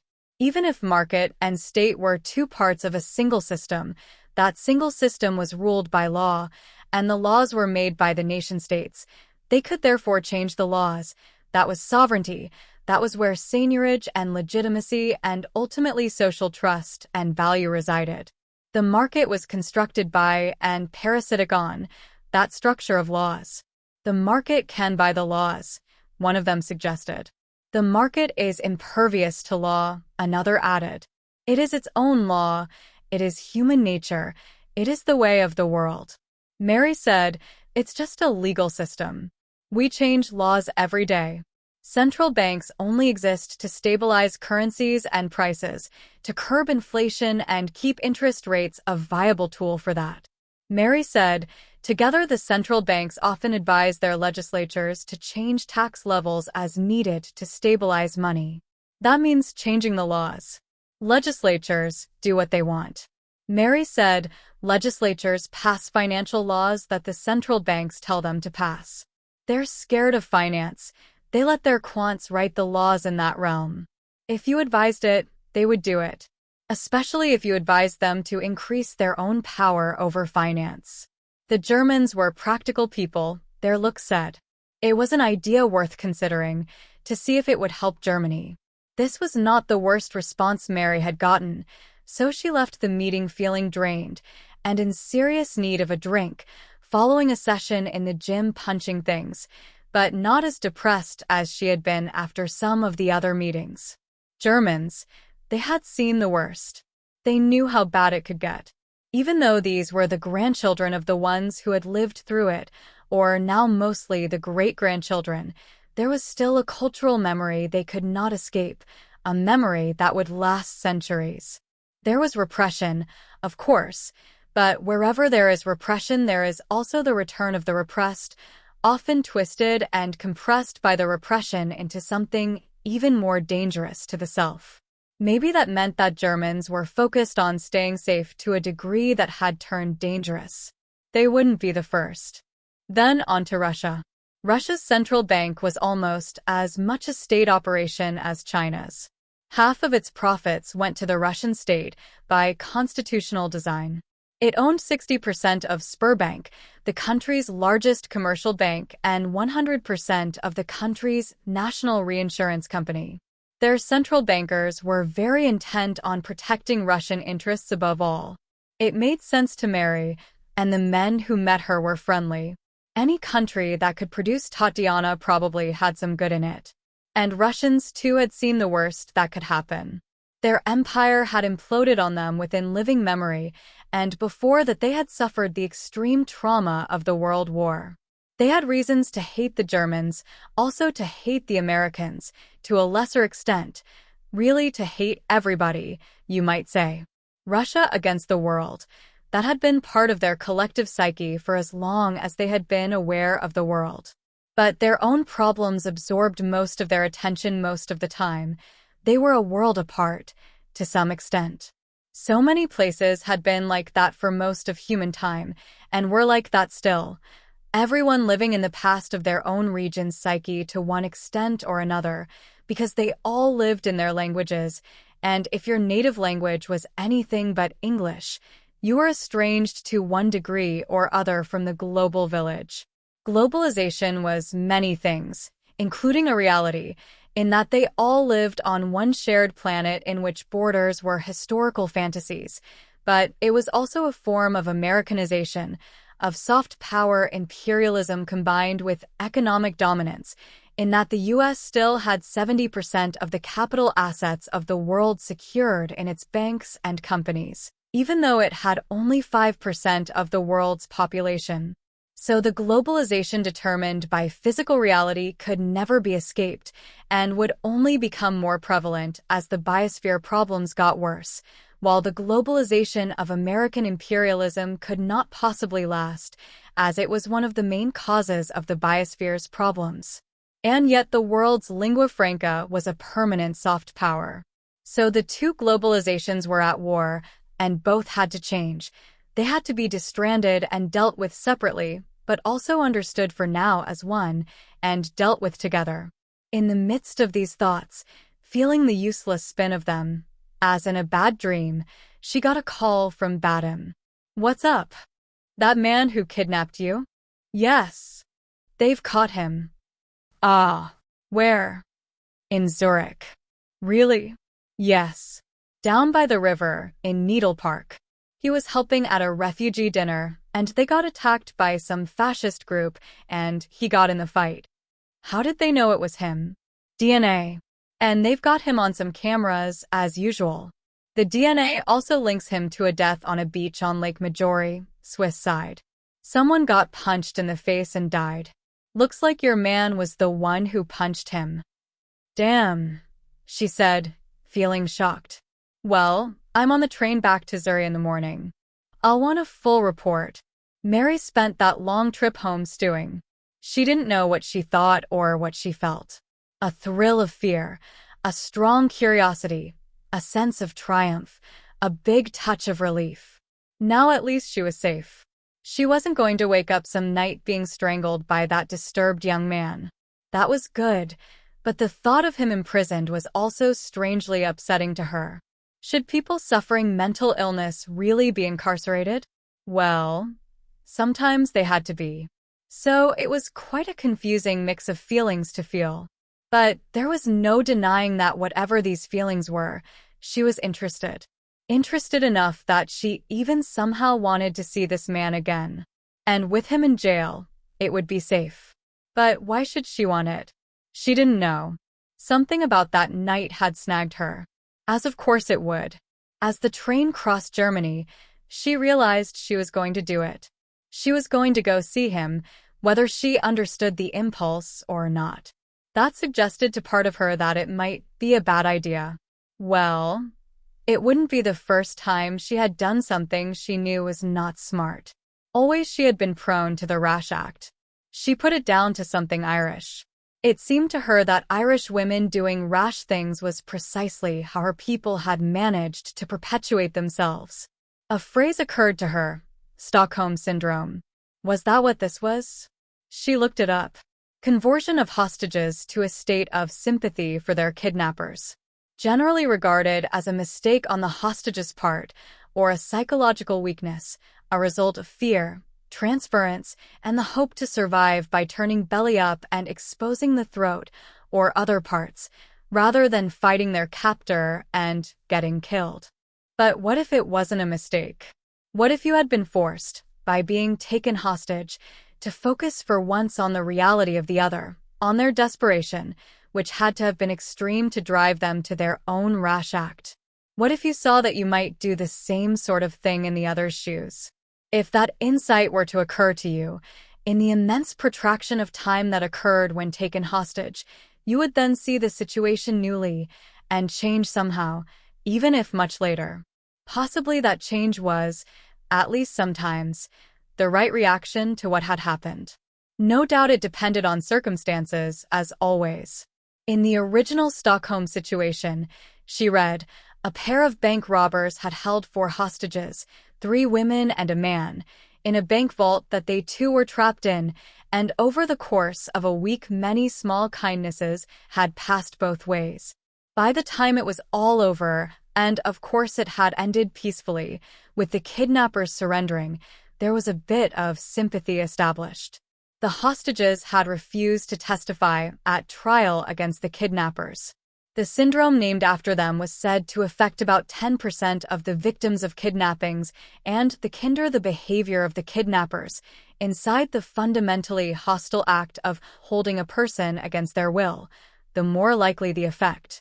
As made sense.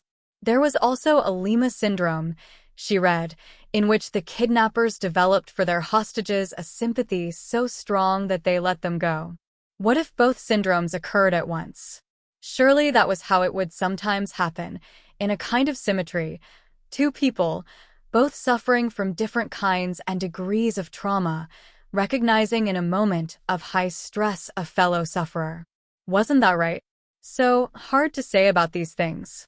Trying to put a name on a confusion of feelings. A wrong feeling that nevertheless got felt.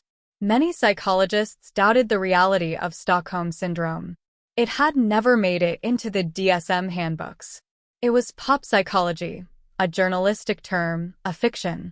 Well, but Every possible thing happened, eventually. In moments of high stress, strange things happened. Probably it was stupid to try to put any kind of label on these events, any kind of explanation.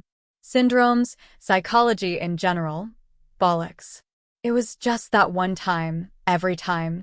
In this case, just Mary and that young man in a kitchen for a very intense couple of hours. Not that different from a bad date you felt obliged to write out. Well, no. That pistol, that moment of fear, a jolting spike of fear for her life. She had not forgotten that, or forgiven it. She never would. Nothing was quite like that. But nothing was quite like anything. In Zurich, she left the Hauptbahnhof and crossed the river to the tram stop and got on the next 6 tram and rode it up the hill to Kirchhoffluntern. Wearily, she walked along Hochstrasse to her building and let herself in. Bodyguards still stood outside, pleased to see her. Up the stairs, feeling wasted. Poured herself a glass of white wine on ice and slurped it down fast. She didn't like living alone, but she didn't like living with bodyguards either. Probably she should have invited them inside. It was cold out. But at times like this, she didn't want to talk to anyone. It would have been impossible. She was too confused. She would have been snappish, even if she had tried to be polite. As it was, she took a quick shower and fell into bed, still stewing. Luckily, sleep swept her off. In the morning, she went first to her office and got through the necessary things. Then she looked at the report that Badim had worked up on the young man. Frank May. He had indeed survived the Great India heat wave. He had been right in the area worst hit, while there as an aid worker. At the time, he had been 22 years old. And his DNA had been found at the murder site on Lake Maggiore, on a chunk of wood used as the weapon. Probably that would be charged as manslaughter. But they had him dead to rights, it looked like. She sighed. The other stuff was trivial in comparison, but the problem was that it made a pattern, added up to a repeat offender, meaning more time in prison. She looked up where he was, Gefängnis Zurich, the Zurich jail. After a call to make sure of visiting hours and his availability, she walked to the tram stop. While waiting for the next tram, she inspected the stuff in the kiosk shop. What did you bring a prisoner? Then she remembered she was visiting her kidnapper. She didn't buy anything. The jail was located on Rotwinstrasse, Red Wall Street. The nearest tram stop was Paradeplatz. She got off and walked to the street. No red walls in sight. It could have been repainted or knocked down 800 years before. The jail was obvious, a 3-story concrete building, extending for most of a block. Institutional, tall windows in deep embrasures, obviously not meant to be opened. She went in and identified herself. They called in. The prisoner was willing to meet with her. There was a big meeting room. First, she had to leave her phone and other stuff in a locker, then go through an X-ray machine, as in airport security. After that, she was escorted by a guard down a hall and through 2 doors that unlocked and opened automatically. Like an airlock in space stations, she thought. Inside this building, a different atmosphere. And it was true. It looked different, it smelled different. The Swiss almost always displayed a little stylishness in even their most institutional institutions, and that was true here too. A blue wainscoting line, a big room with lots of widely separated tables with chairs, potted plants in the corners, and some Giacometti imitations gesturing toward the ceiling in their usual elongations. But it smelled of ozone and power. Panopticon. A pair of guards sat behind a desk on a small dais by the door for visitors. Another guard came in the door to the prisoner's side, escorting a slight man who moved as if hurt. It was him. He glanced up at her, smiled briefly, uncertainly, confused to see her, a fear grin, and looked back at the floor. He gestured at one of the tables, walked to it. She followed him, sat down in the chair across the table from him. The table was clearly called for. When they were seated, the guard who had escorted her in left them and walked over to chat with the other guards. She looked at him in silence for a while. After a single startled glance, as if to reaffirm that it was her, he looked at the table. He looked withdrawn. He had lost weight since that night in her apartment, and he had been skinny then. "Why are you here?" he asked at last. "I don't know," she said. "I guess I wanted to see you in jail." Ah. Long silence. "Now I've got some of my own back," she didn't say. Barely even thought. "Now I'm safer than I was before. I won't get shot in the street. Now the tables are turned. You're the one being held against your will. I'm free to go." And so on. It wasn't feeling like good reasons had brought her here. "How are you doing?" she asked. He shrugged. "I'm here." "What happened?" "I got arrested." "You were at a refugee dinner, I heard?" He nodded. "What else did you hear?" "I heard that they got attacked by some hooligans, and you went to their defense, and you were still there when the police came, and they were looking for you for something that happened at Lake Maggiore." "So they said." "What happened at Lake Maggiore?" "I got mad at a guy and hit him." "You hit him and he died?" He nodded. "So they say." "Are you some kind of a—" He shrugged. "Must have got lucky." "Lucky," she repeated sharply. He squirmed. "It was an accident." "Okay, but don't joke about it. From now on, what you say may have an impact on your legal status." "I was just talking to you. Practice it with everybody." "No jokes." "Really? Will that be a hardship for you?" "I don't recall you making many jokes when you visited my flat." "I was trying to be serious then." "Do that now too. It could make a difference." "In what?" "In how long a sentence they give you." The corners of his mouth tightened. He swallowed hard. "No joke there. This person who died, did you hit him with something?" "Yes. I was holding a piece of driftwood I found on the lakeshore." "And that was enough to kill him?" "I don't know. Maybe his head hit something when he went down." "Why did you hit him?" "I didn't like him." "Why didn't you like him?" "He was being an asshole." "To you or to others?" "Both." "Were these others Swiss or Ausländer?" "Both, really." She regarded him for a long time. Apparently theirs were the kind of conversations that included many long silences. Finally she said, "Well, it's too bad. It means they've got you for multiple things now. So, well, I'll put in a word for you if you want." "That I was a good kidnapper?" "Yes. That's already been put on the record." "I mean, I reported it as a kidnapping, so now I can't exactly say I was having you over for a nightcap. They don't have any three strikes type laws in Switzerland, as I understand it, but you do have this latest fight you were in, to add to the death and what you did to me. That will have an effect on the judgment. If I weren't already on the record saying otherwise, I would consider telling them we were just having a night." He was startled. "Why?" "To help shorten your sentence, maybe." He continued to look surprised. She too was surprised. Who is this man? Why should she care? Well, because of that night. He was obviously damaged. Something wrong in him. He shrugged again. "Okay." Then suddenly his look turned dark. "Do you know how long it might be?" "My sentence." "I don't." She paused to think about it. "In Ireland, I think what you did would get you a sentence of a few to several years, depending on circumstances. Then there's time off for good behavior and so on. But Switzerland is different. I can look into it." He stared through the table, down this unknown abyss of years. "I don't know how long I can do it," he said quietly. "I already can't stand it." Mary pondered what she could say. There wasn't much.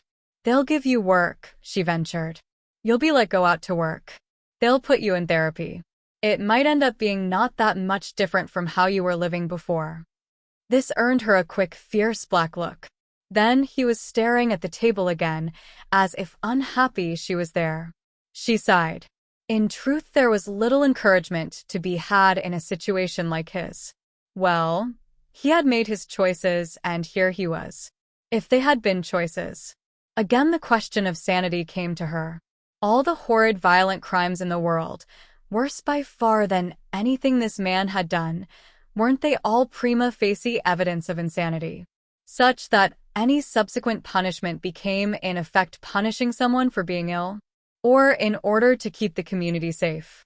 She didn't want to be thinking about these things. She had bigger fish to fry. She had a busy day. But there he was. Stuck, jailed, miserable. Possibly insane. Not just post-traumatic, but damaged by the trauma itself in some way even more crippling than PTSD. Some kind of brain damage, from overheating or dehydration or both, damage which had never healed. It seemed quite possible everyone else on the scene had died. Well, who knew? He wasn't going anywhere. She had things to do, and it would be easy enough to come back. "I'm going to go," she told him. "I'll come back. I'll see what I can learn and talk to your lawyer." "Have you got one?" He shook his head. "They assigned one to me." He looked completely hopeless. She sighed and stood. One of the guards came over. "Leaving?" the guard asked. Yes. She was the one in power now. Briefly, she touched him on the shoulder, almost as he had first touched her on Hochstrasse. She was partly there for revenge. She felt that now. He was warm through his shirt, hot, feverish, it felt like. He shrugged her off like a horse shivering away a fly.